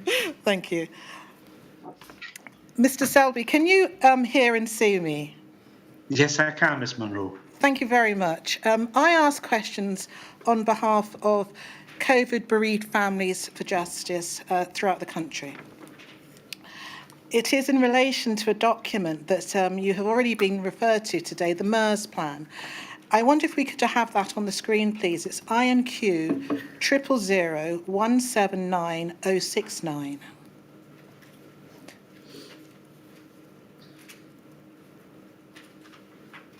Can you see that, Mr. Selbie? I can, yes. Ah, that's actually the meeting. It's the document itself. I'm told it's INQ 000, I 5 can zeros. I can see the document. You can see the document. Yes, I can, yes. Thank you. It's Yes. entitled Public Health England Response Plan for Possible, Presumptive and Confirmed MERS Cases. And the purpose of it's a guidance, and the purpose is that it's an internal document to be used by PHE, quote, to inform planning for potential MERS cases. Yes. Now, this was from 2017. It's during a period of time of your tenure with PHE. Would you agree, Mr. Selbie, that that particular plan sets out in some considerable detail matters such as infection control guidance and management of both symptomatic and significantly asymptomatic MERS patients and healthcare workers? Yes. Would you also agree, Mr. Selbie, that when, and again, we don't need to bring it on the screen because it's a guidance you're familiar with, but for reference purposes, my lady, it's page 14 of the guidance. It includes measures within this guidance that we all became very familiar with during the course of 2020, and they include isolation and self-isolation in the community, contact tracing, communications, and restricting interactions between those affected and the wider public, such as transport restrictions, prohibitions of attendance in public spaces, etc. That's all part and parcel of the guidance, isn't it? Yes. Now, appreciating, Mr. Selbie, what you have said this afternoon in answer to questions from Ms Blackwell about this MERS plan, that there needed to be clarification with UK HSA. That notwithstanding, given that COVID-19 was initially classified as an airborne HCID, would you have expected the MERS plan to have been utilised in some form for COVID-19, as it had been for MERS and monkeypox, as you've referenced? And are you able to say whether it was in any form utilised? Yes and yes. So what you were describing would be regular health protection activity at a scale that we were well used to dealing with. It is my understanding that the HCID pathway was in fact utilised for the early cases of COVID. Yes. Thank you very much, Mr. Selbie. Thank you, my lady. Those are my questions. Thank you very much, Ms Monroe. My lady, that completes the evidence of Mr. Selbie and the evidence for today. Thank you very much, Mr Selbie. I don't know what the time difference is, but I hope we haven't affected your day too disastrously. And thank you very much for your help. Thank you. Thank you. 10 o'clock tomorrow? Thank you, my lady. 10 o'clock tomorrow. Thank you.